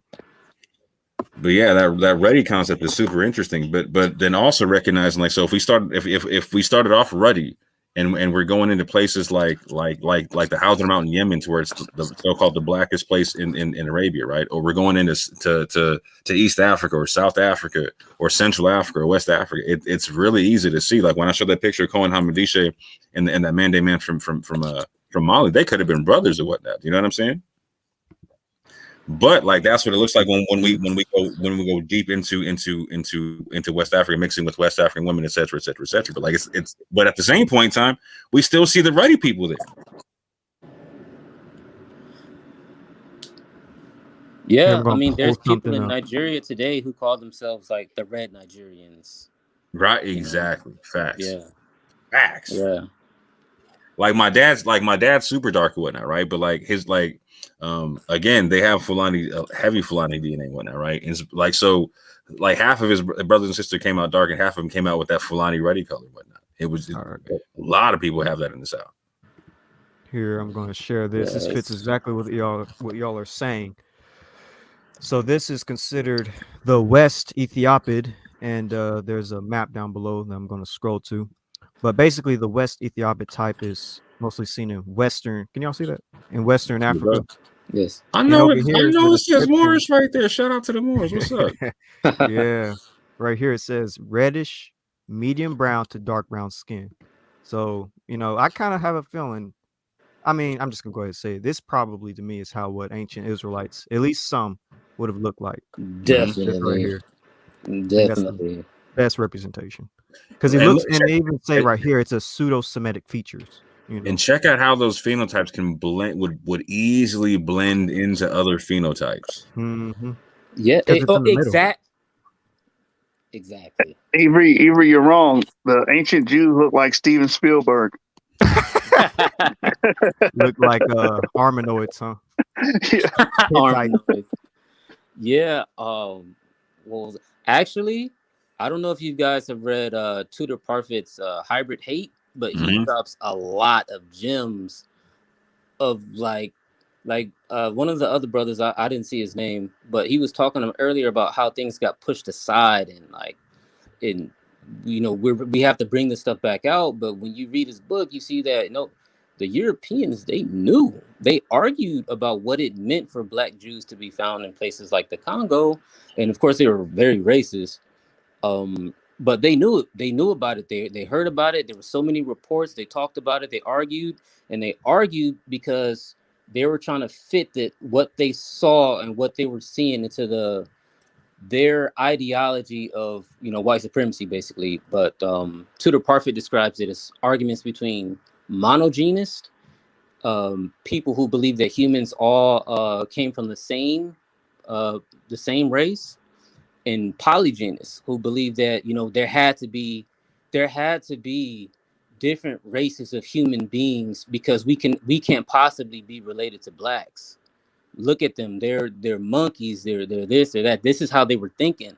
And so um it bred what we know as white supremacy. Like Tudor Parfit goes on to show how it actually, their thoughts on race that they bred while talking about these black Jews of Luengo in the Congo, it actually fermented into the Nazi philosophies inside the Third Reich. So this is where it blew my mind just thinking like, and he also describes how it's like these ideas, even when they were proven demonstrably false, they have a way of just spinning off into different fields, into different lines of thought, and it just sits and ferments. And I was just like, wow, this is, and the arguments that the polygenists would make, it sounds like stuff like will come from the UA. So I would just be like, this is where all this stuff comes from. Like this is like the source of the hatred. But and I also think it's very interesting that there were Jews in Luengo, and there's records of them coming from Judea and having the Judean customs. Because one of my matches on My True Ancestry, there's a sample, Kindoki Congo. He has that same DNA as if he descended from the populations from Kenya or Tanzania. He's actually connected from a line that shows that they have a common ancestry. So it's like, that's why they were there. And there's all kind of like crazy talk that the Europeans spit out about it. Like, I don't believe inside of a black Jew. They're either converts or because they can't be a real Jew. But the DNA from my ancestor in the Congo actually shows like, nah, he had Jewish roots. He's connected to Jewish people. So what then? Right. Hey, Ibri, do me a favor. Read that description at the top right quick if you could, because I think people need to hear all them names. Yeah. Involved with that. So Ethiopid subtype that was more widespread across the Western Saharan regions during the Neolithic, when the area was still a green savanna, found from Mauritania to Senegal and from Guyana to northern Cameroon, common in Western Fulani, especially Pilar speakers of mountain regions, mixed in other Fulani Moors, Hausas, and related people. From the 15th century on, Islamization, migration, and wars caused many of these groups to become heavily admixed.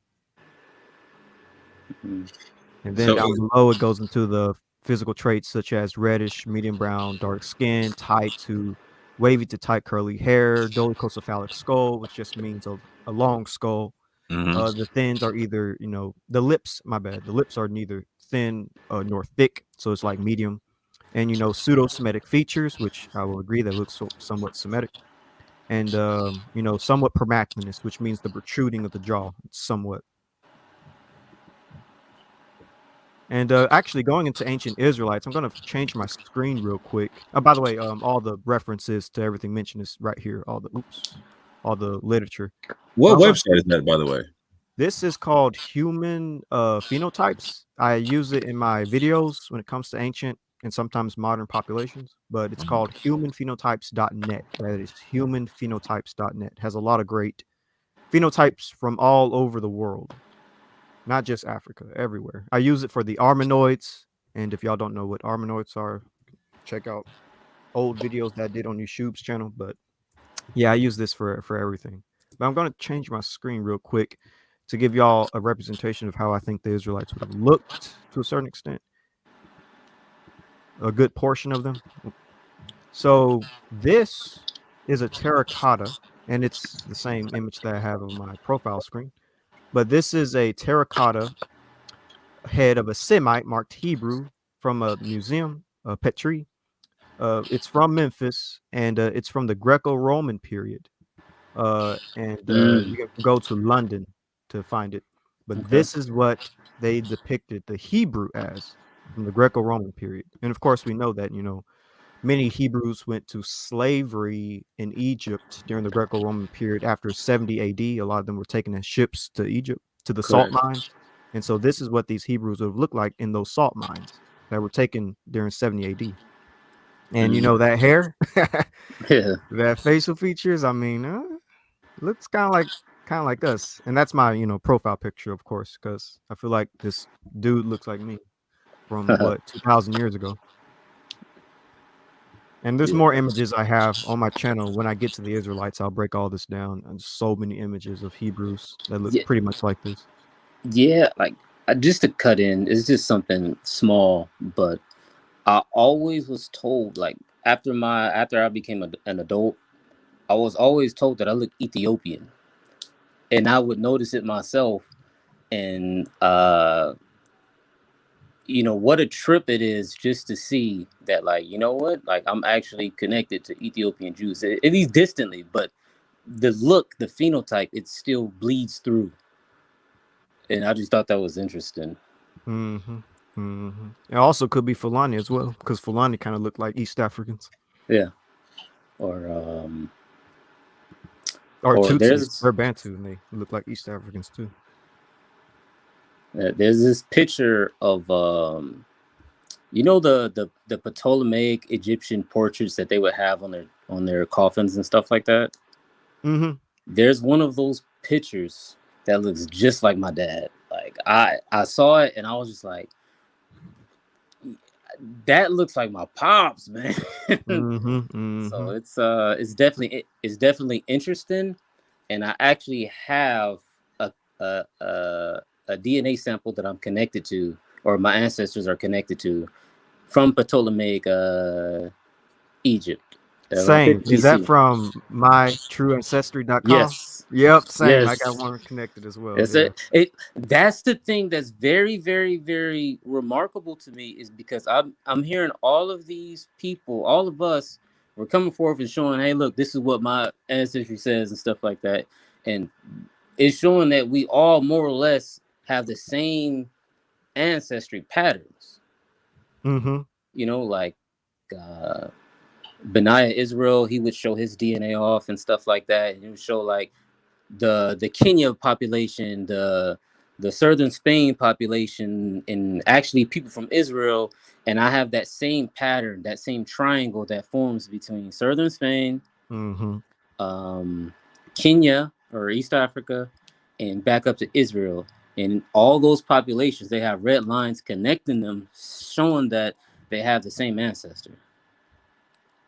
Yeah, I believe, Egypt is definitely a key to understanding the ancient Israelite genome and phenotype because, of course, 70 people entered into Egypt, 70 members of Joseph's family, and Right. about a million. Some people say a couple of 100,000, some people say a million, but basically a lot of them exited out. And we know Joseph got with Asenath, an Right. Egyptian priestess daughter. That's how you get Ephraim and Manasseh. In Right. Leviticus, we read about a woman from the tribe of Dan with an Egyptian father. We know Moses got with an Ethiopian who may have been a Nubian at that time. And we know that a mixed multitude is mentioned twice in the book of Leviticus and Numbers. And this would have consisted of Nile Valley Africans like Egyptians and Nubians. So, Israel, in a sense, was really birthed in Northeast Africa or Egypt. That's why I Exactly. think it's very important. Exactly. It doesn't seem like a race of people when it's just 70 people from different backgrounds. Or there were some people of different backgrounds, like they were Canaanites or people who were born of Canaanites when they entered Egypt.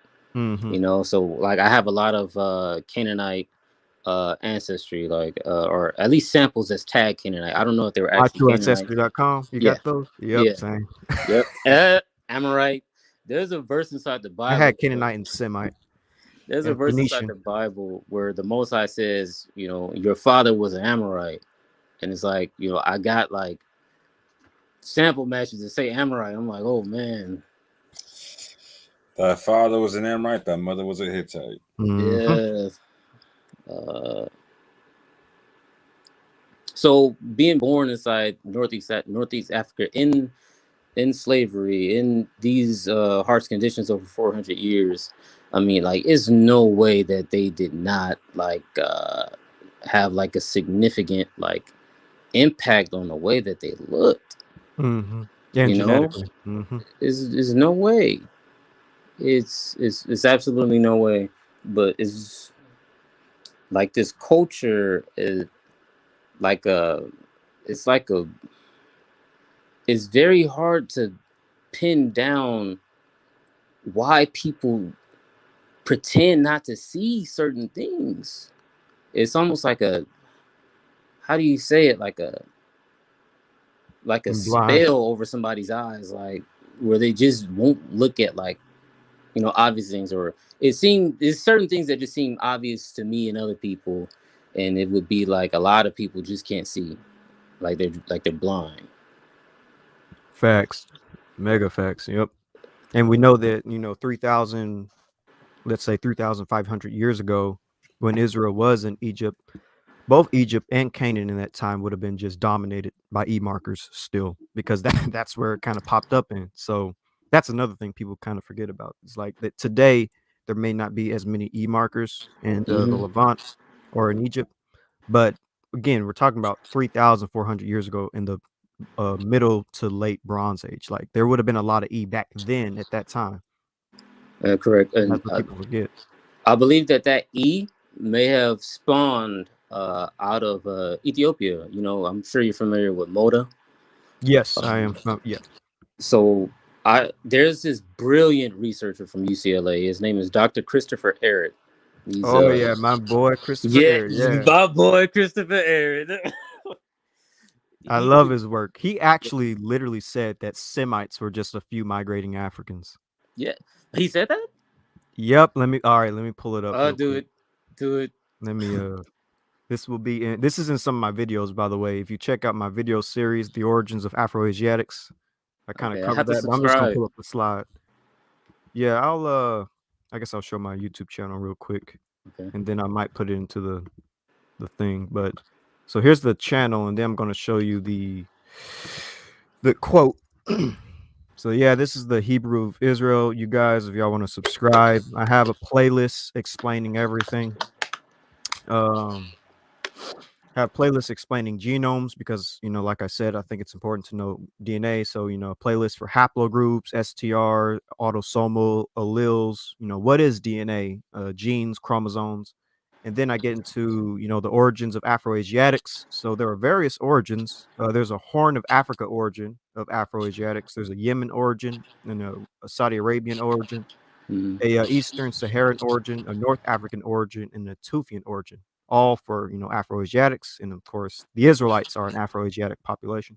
Correct. And then I have, an old Earth perspective and a young Earth perspective for people who might have different thoughts on, the age of the Earth. But now I'm going to go to that quote. Oh, yeah, here's another thing. And I have a playlist for an old Earth perspective of the origins of Semites. And this coming Friday up into December, I'm going to have a playlist for a young Earth perspective for the origins of Semites. So look out for that coming out this Friday. But now let me get that quote. So I'm going to put this down real quick. Trying to get every avenue for people to look into our claims, or not really just our claims, just the possibility of us being Israel and the likelihood of what an ancient Semite would be from a historical standpoint. Yeah. And I'm waffling because I'm trying to find the quote. It's all good. I'm well versed in waffling. So while you're making waffles right quick,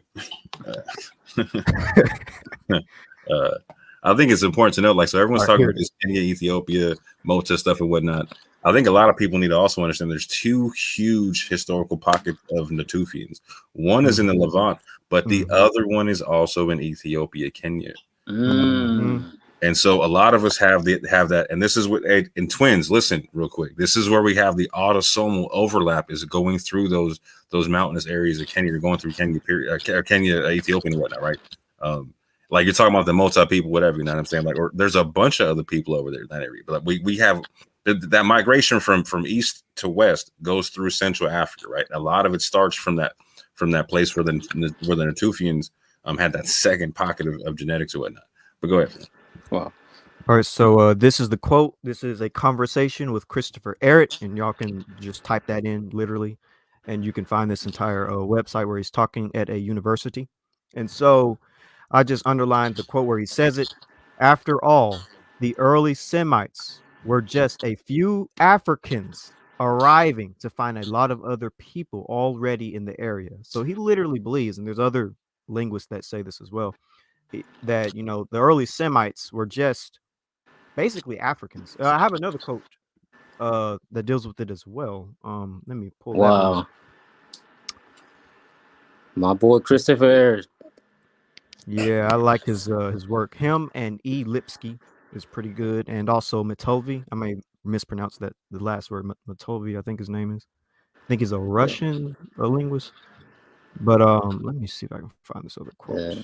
This Yeah, is he from has a lot of integrity, just to get up and just, say the stuff that he says blunt, or he'll talk about experiences that he's had where people try to make him feel like a horrible person for saying something like, Egypt was rooted in Africanness. It was rooted in African people. It came from Africa, and people hate it. It's like that blindness that I was just talking about. It's like they get so mad, like they want to treat you as if you're really nothing. doing some type of crime. And he's saying, like, I'm just following the research. Go ahead. Facts. And here's a book called Guns, Germs, and Steel by Jared Diamond. Some of y'all may have read this in college because this is a book typically that professors will give you to read. But it says in the book, Greenberg determined that Semitic languages really form only one of 6 or more branches of a much larger much larger language family, Afroasiatic. Even the Semitic subfamily itself is mainly African, 12 of its 19 surviving languages being confined to Ethiopia. This suggests that Afroasiatic languages arose in Africa, and that only one branch of them spread to the Near East.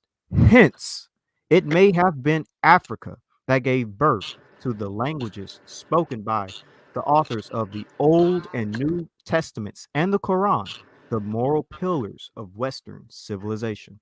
And Absolutely. Jared Diamond, by the way, is white. Absolutely. Yeah. I have more quotes like this from others linguists, but I'm gonna kind of hold off on that and let y'all finish the dialogue. Okay. I got more. Okay. The thing with that is that if you look at the table of nations inside the Bible, you'll see that you have the Mitzrayim, but you also have the sons of Mitzrayim, and in those sons were listed the Phoenicians and the Philistines, and so we know that they spread to the land of Canaan. So the Egyptians spoke Demotic. They spoke that Afro-Asiatic language, that Christopher Ehret talks about. And so we know that Phoenicians, they spoke Phoenician, which was that Afro-Asiatic language that was very similar to Hebrew. I'm not exactly sure what the exact relationship was to it, if it was the parent or a sister type of language or something like that. But I know that they're very similar. The Kitav Ivrit.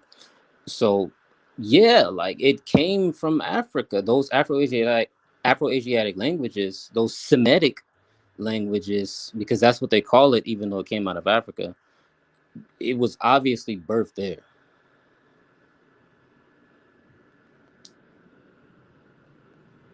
Definitely. If I were to actually, I did talk about this perspective in one of my videos, but if I were to say, from an older perspective, what would be the likely origin of, Afro-Asiatics and specifically Proto-Semites, I would go with the North African origin because it's very powerful, especially when you connect it to genetics. But yeah. There's also one other thing that was very interesting to me, and I don't see a lot of people talk about it, but there's a book called Prehistoric Nations by James Denison Baldwin, John D. Baldwin. And I'm sure that he was like a little racist and stuff like that, or he believed in like the whole white Kushite thing, which that says something in and of itself when you have like people that's called black, but they must be white.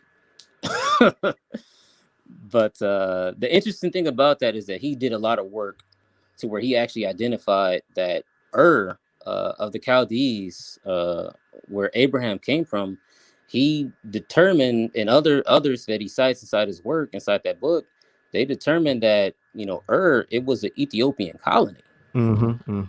So I actually quote that book in one of my videos. So if that was an Ethiopian colony, you know, and you look at the Horn of Africa, where Moto was, and things like that, it's like they were a seafaring people, I believe. So if that was an Ethiopian colony, it would make sense when Tacitus, when he recorded, many assure us that the Jews are descended from those Ethiopians who fled their home country in fear or something like that.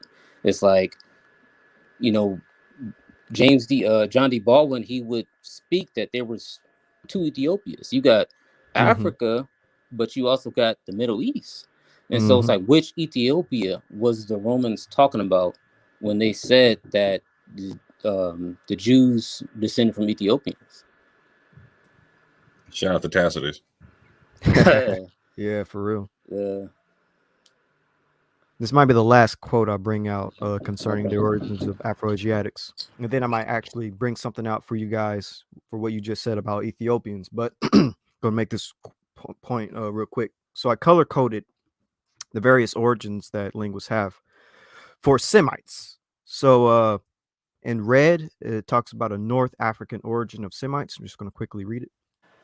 And also over here, you can see a map when it comes to the origins. The Ethiopian origin, the Eastern Sahara origin, and the Natufian origin. But anyways. And real quick, before we get into that, where it says Nile Saharan in that little circle right there, that's a good kind of idea of where to think of where that second pocket of Natufians is at. Or was that genetically with that? Oh, it is? Oh, okay. Yeah. Interesting. All right. And that's by Campbell and Tishkoff. But so in red, it talks about the North African. So it says the Semitic family is a member of the larger Afro-Asiatic family, all of whose other 5 or more branches have their origin in North Africa or the Maghreb. Largely for this reason, the ancestors of Proto-Semitic speakers were originally believed by some to have first arrived in the Middle East from North Africa, possibly as part of the operation of the Saharan pump around the late Neolithic. And if y'all remember when I showed that picture of the West Ethiopid, they said that the West Ethiopid phenotype was from the Neolithic North Africa, so that could give you an idea of what early Semites could have looked like. Anyways, so the green right here deals with more of a Nile Valley / Canaan origin of Semites, and this is by Dankoff. Excuse me for my pronunciation. So Dankoff sees Semitic originating between the Nile Delta and Canaan as the northernmost branch of Afro-Asiatic. Now, in blue, this is from Bench, a believed origin of Semites being in Ethiopia. He says, Bench even wonders whether the highly divergent Goreg languages indicate an origin in Ethiopia, with the rest of Ethiopic Semitic a later back migration. And over here in yellow deals with the Natufian, and I believe from a young Earth perspective, 6,000 years, 12,000 years, stuff like that, Natufians would be the best origin of Semites. But it says, according to Christy G. Turner II, there is an archaeological and physical anthropological reason for a relationship between modern Semitic-speaking populations of the Levant and the Natufian culture. So those are like the 4 most best candidates for the origins of Semites. In red, of course, it's North African. In green, it's the Eastern Sahara, the Nile Valley. In blue, it's Ethiopia. And in yellow right here, it's the Natufians. And find all this information on my channel when I break it down. Okay. That was a lot. But now getting into what you said about Western and Eastern Ethiopians, there's an interesting information on that. Let me see if I can find it. I'm going to try not to be too long with it. No, go ahead. Gotta find this. Might be. Can y'all hear crying in the background? Because I have family over and it's bedtime, so. No, I can't hear anything. Okay, good. I do remember, just to in Might be between right. intermission, I do remember reading a source that described the Elamites as frankly Negroid, people who were unearthed from the necropolis in Susa, which is close to I think like southern Iran or something like that. And so, Hey, oh, my fault. Go ahead. Oh, go no, go ahead. No. I was just gonna talk some stuff to you real here. No, go ahead. I'll have the time that. Go ahead. All right, for sure. So if the Elamites, who are Semites, were frankly Negroid, it's painting this larger picture that you can sort of see the Semitic people as Negroid. In addition to other groups, like if you read about the Midianites, there's many sources that describe them as Saracens. Saracens, yep. From the time of the Romans to the medieval Crusaders, these wild black Arabian Bedouins, they crazy. That's how they describe them inside these records, and it's like, okay, so the Midianites, they were black. The Elamites were black. We have the Jews been said to have been descended from Ethiopians and Hamitic peoples. It's just like people ask us, why do you believe what you believe? And when you are looking at people tell you that you're a Hamite, but you're looking at the records that say that the Jews were Hamites, you obviously see a correlation. You don't know the specifics of it, but you can see that. And just seeing that, for me, that's what really helped to propel me to do more research on my own. Just not to trust, what people would try to say, just to see it for myself.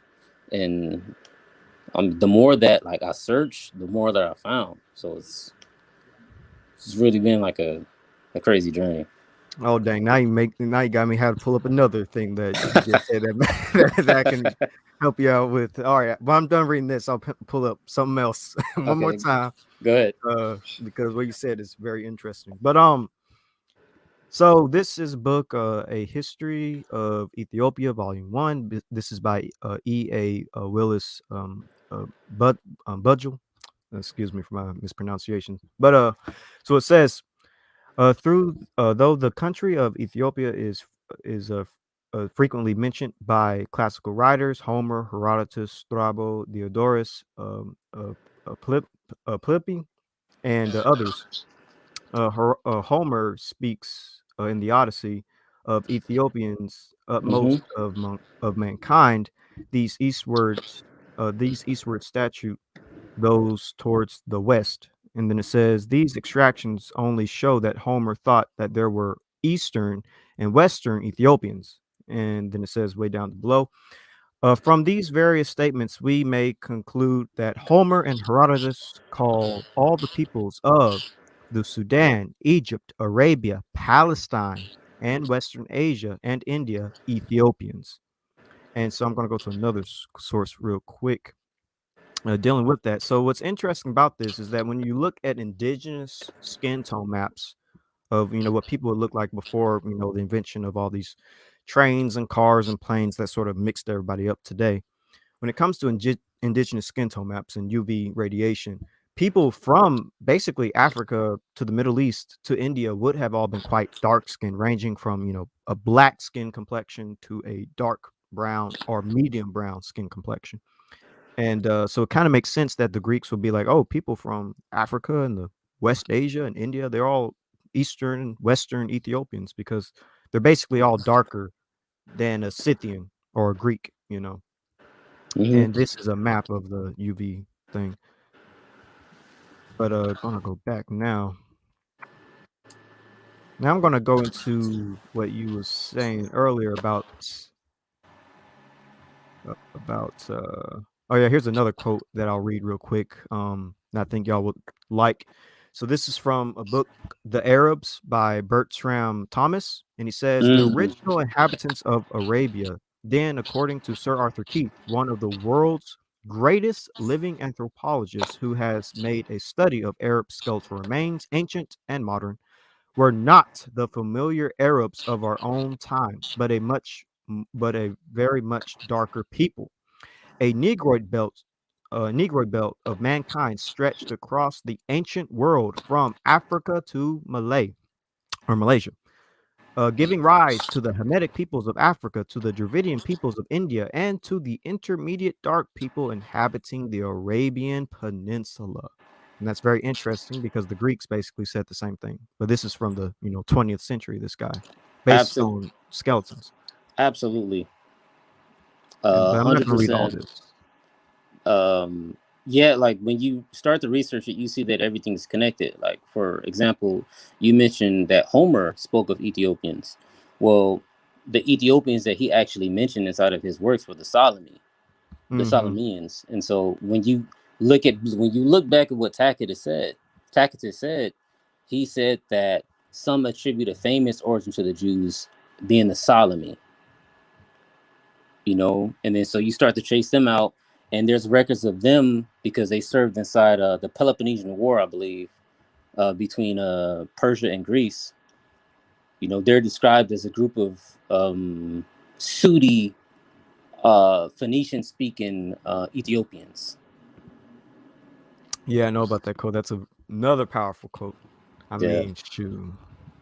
Now I'm going to show you this really quick, and then I'll be done. Hopefully, you don't say anything that makes me think of. When you're done with this, I need you to pull up that picture of Common when you're done. The picture of Common. Yeah. Okay. But where is this? This is. I guess I'll go back to that because maybe that is actually where. Yeah, I gotta go back. So, what you said about the Israelites earlier about them, like being Hamitic in a sense, and looking like Hamites and stuff like that, and especially with the Elamite connection as well. So the reason why I find this to be interesting, what you said, is because. All right, so I'm gonna have to flip back and forth. Okay. Yeah, I'm going to have to do that. So the reason why that's interesting is because of this. All right, there I am. So the book of Jubilees actually mentions Eber, who is the father of the Hebrew race, getting with a Cushite. And this is if you take the book of Jubilees to be true. I take the book of Jubilees as more of a historical reference rather than something for spiritual edification. So, I'm going to read from the book of Jubilees, chapter 8, verse 9 through 10. And so it says, Eber, and he took unto himself a wife, and her name was Azurad, the daughter of Nebrod. She bare him a son, and called his name Peleg. The book of Jubilees mentions the name Nebrod, the Greek form of Nimrod, only as being the father of Azurad, the wife of Eber, and the mother of Peleg. This account would thus make Nimrod, a Cushite, Hamite, an ancestor of Abraham, and hence all the Hebrews. In Genesis chapter 10, verse 8 says, Cush begot Nimrod, and he began to be a mighty one on the earth. And so, basically you have this genealogy, Shem going down to Peleg, and then you have the lineage of Ham even being introduced. And, this would bring forth Peleg and then eventually Abraham. So really the Israelites could have had Hamitic ancestry long before even the Exodus, if we take the book of Jubilees to be true. Wow. I'll let you. No, I'm just blown away. Go ahead. And so what you said about the Elamites is equally interesting. So I'm going to quickly get there. Let's see, where is it?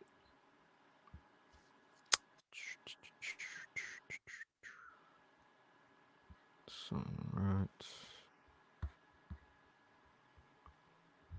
I haven't covered any of this information yet. This is coming out this month. So let's go right here.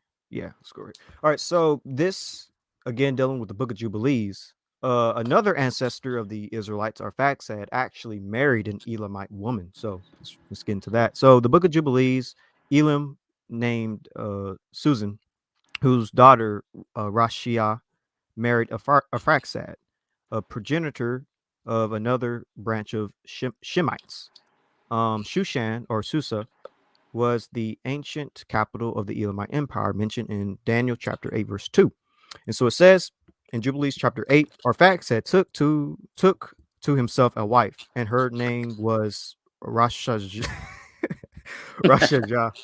the daughter of Susan, the daughter of Elam. So that's an Elamite. And what's interesting about this, like you said earlier from John D. Why do Paul, y'all hate these people's names so much, man?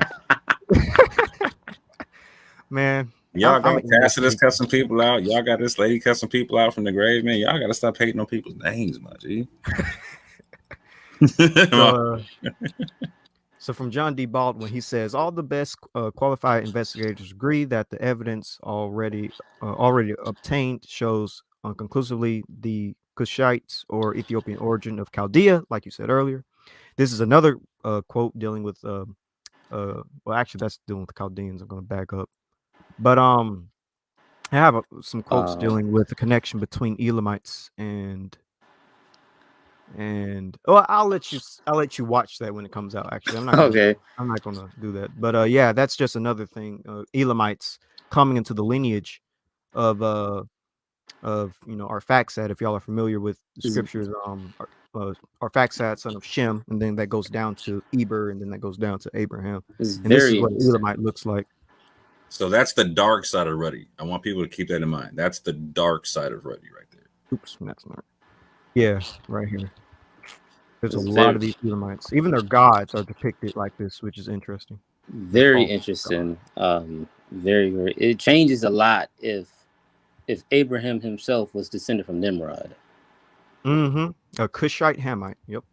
That changes a lot. And that's from the Book of Jubilees, not the Book of Jasher that some people have issues with, but the Book of Jubilees, which was found in the Qumran caves. Yeah, the Dead Sea Scrolls. I like the Book of Jubilees. The thing about the Book of Jubilees for me is that there's definitely a lot of things that seem to be on point with the rest of the other scriptures, but then there's some things that I see inside of it that sort of threw me off, and it made me not so sure that it was inspired and stuff like that. So I still got the jury out, but I did enjoy reading it though. I definitely enjoyed reading it. Yeah, I personally rock with the Ethiopian canon. That's just how it gets down. So you wanted this image, Orthodox? No, I wanted that picture of Common Sense that you had next to the Natufian. The rapper Common.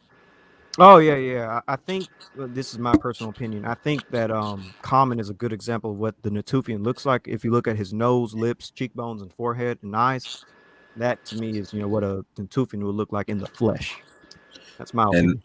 And I wanted to break down that that's the light side of Ruddy, right? But that's also like there's a lot of people in West Africa that have that particular color. In East Africa, they have that color that aren't mixed with European people. Right? There's a lot of people in Cameroon, Nigeria, that got that same exact skin tone. A lot of people in Ethiopia, Eritrea, etc., got that same. Somalia got the same exact skin tone, not mixed with anything, right? So that's the light side of Ruddy. The dark side of Ruddy is what my man was just showing on the wall reliefs or whatnot. You know what I'm saying? And that's how the Egyptians depicted themselves or whatnot. So there's an interesting range to this thing. You know what I'm saying? Yep. Wait, I'm reading your comments. Someone said Canaan is the name of Ham. Ham was supposed to be cursed with being black. Enjoy. If y'all don't stay out the comments, I don't put on the screen, fam. My bad, man.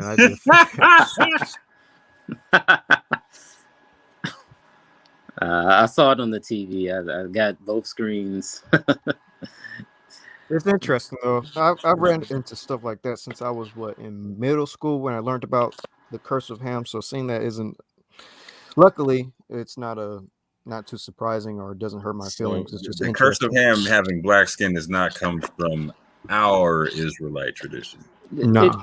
It's not even inside it's not even inside the now I got to pull up any Bible. Quote. You can find it. It's not there. It's now they got me having negative. No. All right, so let's read these quotes. This is from the Pirkei de Eleazar. All right, you maybe do it, random guy. So the Pirkei de Eleazar says, he blessed Shem and his sons black but calmly, and he gave them the inhabitable earth, which kind of fits with the skin tone map. So what was that about Ham being cursed black? Anyways, so this is from. I'll let Orthodox more read this since this is Arabic. I don't know how to, to read. The Tariq al-Rasul wal-Maluk. What do you want me to read? And you can even read. Okay, I got you. Want to read the whole thing? So El Tabari is a well-known Islamic historian. It says the famed Muslim historian and Quranic exegete recorded in the Tariq al-Rasul wal-Maluk the history of the messenger and kings, the following on authority of Abd Allah ibn Abbas, the cousin of the Prophet Muhammad of Arabia.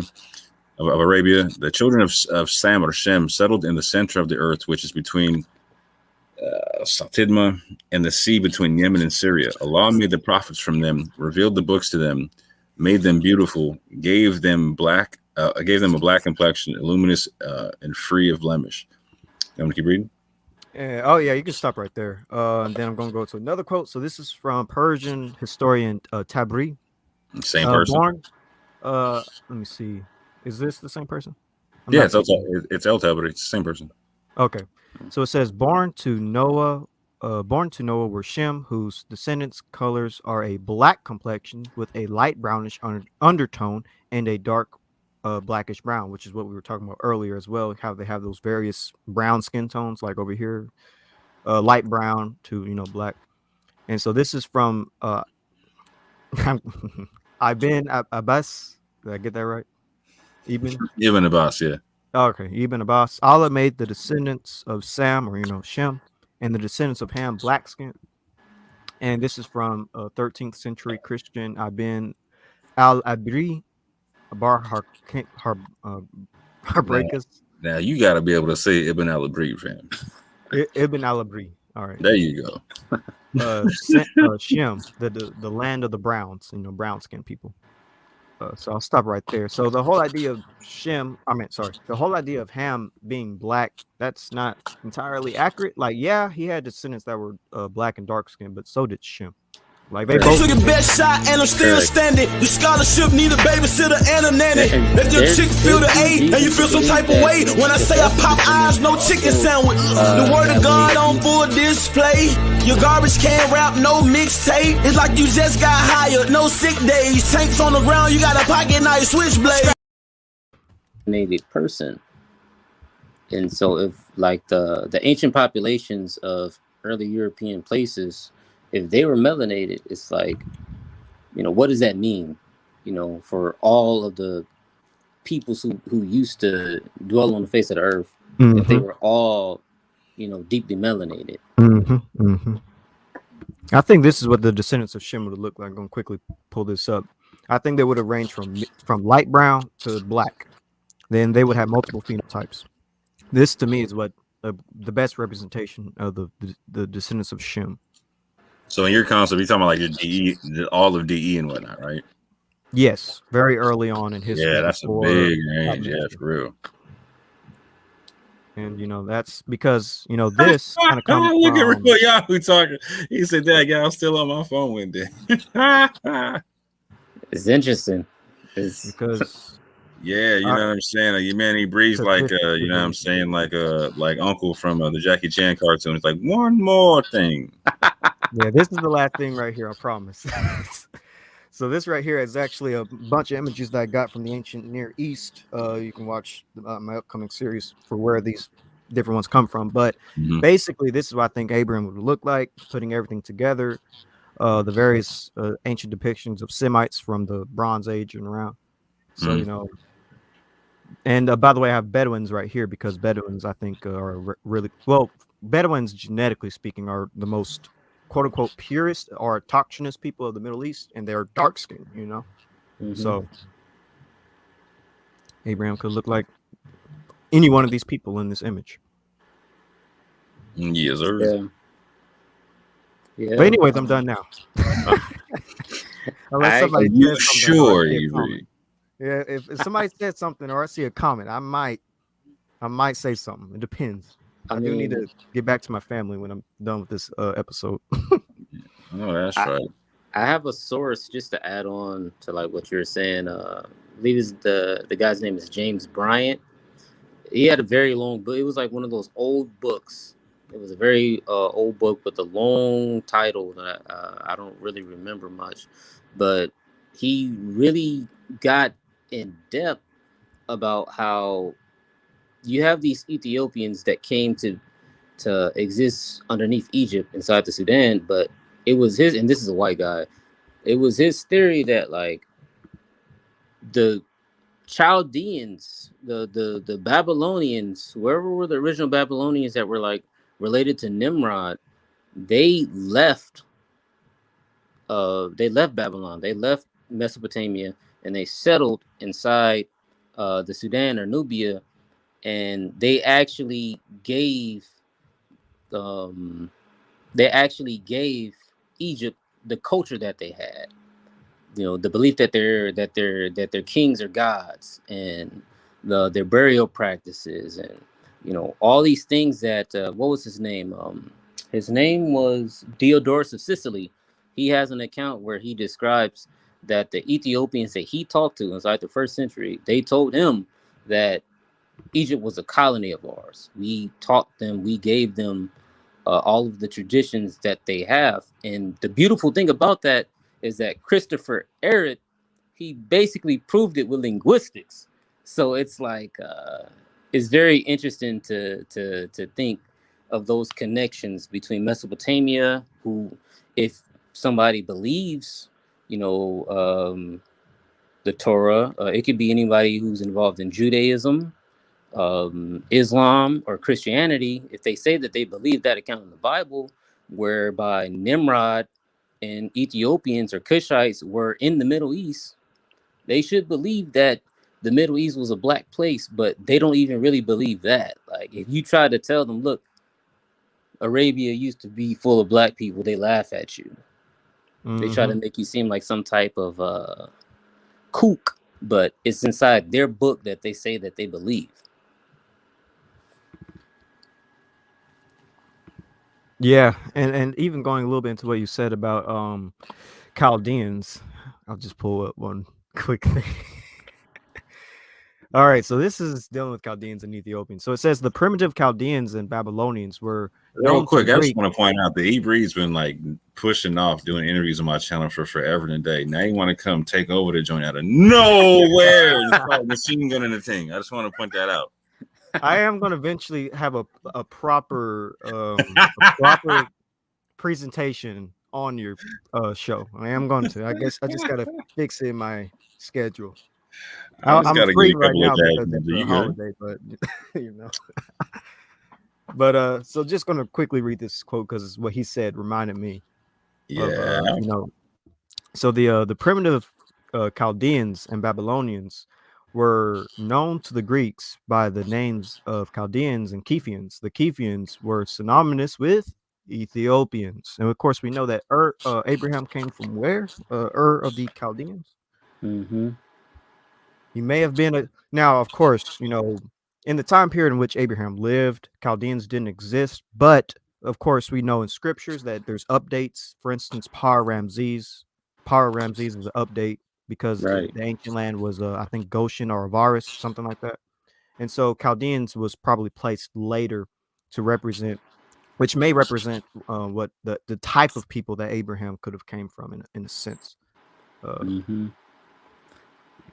Yeah, and that James Bryant source where he talks about these connections between Chaldea and Ethiopia, he has sources from ancient writers that said that the Judeans and the Idumeans were looked on as the seed of Chaldea, the Semiram, or connected to Semiramis, which was, we know, connected to Nimrod and his son. A lot of like the pagan traditions and stuff like that out of the Middle East. But the sources actually said that the Jews and the Edomites were descended from the Chaldeans, or these Cushites. Yeah, Josephus said that our Arphaxidites are the Chaldeans. Wow. I should have added that quote, but I didn't. Whoa. But Arphaxad was Shem. So if they were the Chaldeans, this is the thing that it's like Shem and Ham were very, very connected inside. They were very, very connected. It's the only way that you have these Semitic people, you know, like the Jews, to be consistently described as Hamitic people all throughout their careers of people. So if you go through the They table, were definitely. Oh, yeah, real quick. So if you go through the table of nations in the first few chapters of Genesis or whatnot, or after that, you know what I'm saying? You get the concept of the fact that there was actually there was Shem embedded inside of where Nimrod was at in Babylon, such, you know what I'm saying? So there was like a Shemite priesthood amongst them, you know what I'm saying? So this whole concept, like where Assyria and the Chaldeans are like, they're connected, right? There's the Assyrian and the Chaldeans and whatnot. There's a big overlap with them in the scrolls and whatnot, right? Just want to point that out for a second. Go ahead. Yeah, the Shemites and Hamites are connected because even linguistically, we see the Hemeto-Semitic or the Semeto-Hamitic. Right. You know, this has been going on since early in history. You know, they're way more connected than Indo-Europeans. You know.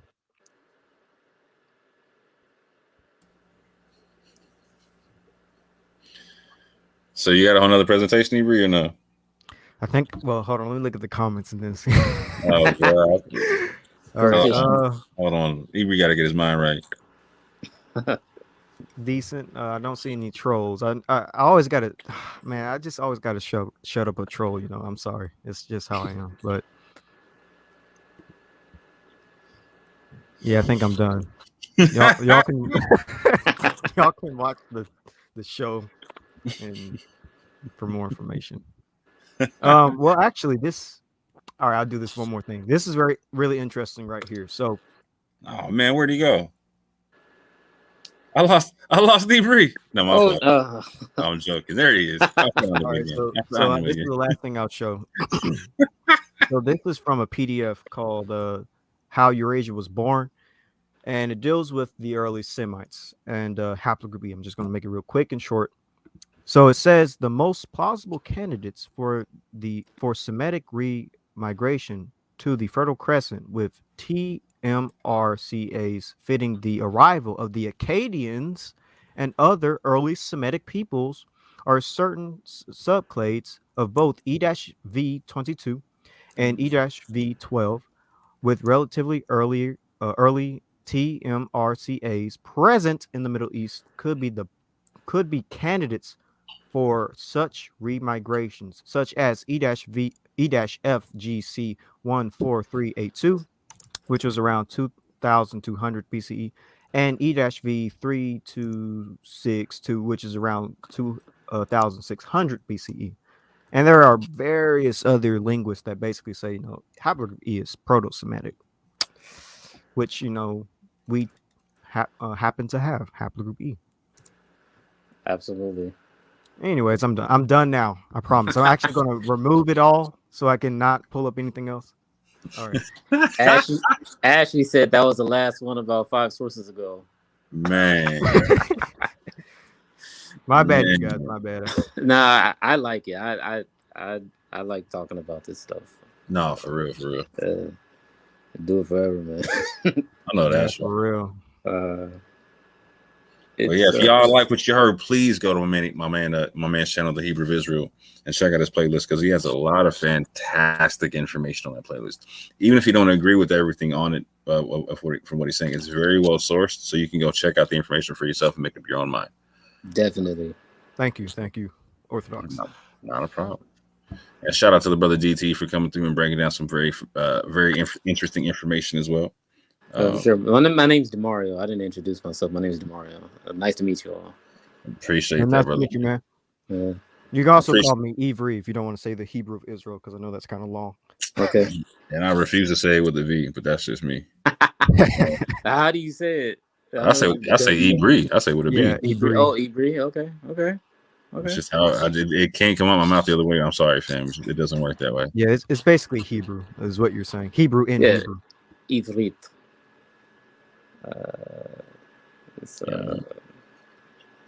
But with that, family, I appreciate y'all for coming through. I hope y'all were edified. Please let me know what you think down below. I appreciate y'all for coming through and commenting on my channel. That was good. That was interesting. That's what's up, man. So yeah, I just wanted to put some feedback because I know this stuff is all very important to us all. Next time, let me know so I can start cooking in the background when y'all do this. I'm hungry. You know what I'm saying? Man, you're supposed to always have snacks on you. Have some cashew nuts or something. Worked up an appetite. Nah, this wasn't a cashew nut kind of. I need to eat, bro. Steak. I'm about to make a proper dinner right quick. There's gonna be a dead animal somewhere. Oh snap! But with that, family, I pray y'all have a good one. Y'all have a safe one. I appreciate y'all for coming through with the information and whatnot. And with that, family, I say peace. Shalom. And shalom.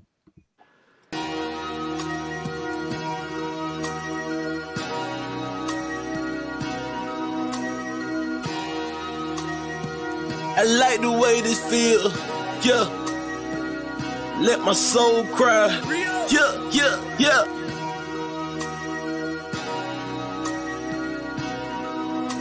Minister, we gonna speak from the heart on this one. I'm performing lyrical funerals, no obituary. I killed your boy and brought him back to life. Pet cemetery. My anointing not based on attendance at a seminary. Scarlet witches, they attracted to the visionary. Everywhere I go, I bring the word with me. Missionary, soldier drafted in the war machine, military. Pay attention, what I'm saying to you, legendary. You got the demeanor of a front desk secretary. That mean you take the calls, but you don't make the calls. That's why you hate, cause ain't nothing fake about me at all. Now I dare you try to say that with a straight face. My delivery in tip-top great shape. I'm too advanced for you, light years, space age. No evolution for you cavemen, stone age. I'm a thoroughbred, rock solid. I came from the bottom to the top, rock climbing. I grew up in the hood, pros and cons. That's that full court pressure when the ambulance roll out the stretcher. Why can't you see it's not logical? And you live diabolical. Boy, your point of view smaller than the hair follicle molecule. This for all of them that follow you, smoking all of them barbecue. When I pull up, your voice don't correct itself with no auto-tune. I got a whole nother level that I can enter whenever I gotta deal with the devil. I pick a whole nother method. I hear a whole lot of yapping. They wanna see my reaction. I'm really out here in the community making it happen. I don't really think they understand the dilemma. They ain't looking at the man in the mirror. Can't say it any clearer. The plan is very simple. It's time to start playing in the temple. Before somebody come and put the can on your temple. Reaching like a baby with his hand for the nipple. The Grand Reaper coming with his hand on the circle. In the van coming with a ram with it. With the van coming get him. I am so glad that I changed up. Made it out of where I came from. Watch for the slide and the hook of the slow ball, fast ball, and they change up. That ghetto lifestyle, it changed us. Go back to visit, it ain't changed much. Only difference is now the way that my brain process information. And Satan, been after my license day one. Let me say something. Only reason that I'm still alive today because God's grace is amazing. Just another raisin in the sun. Dream deferred when things occurred. Now you getting served right on the curb like a lemonade stand. I just gave you the benediction, let the whole church say amen.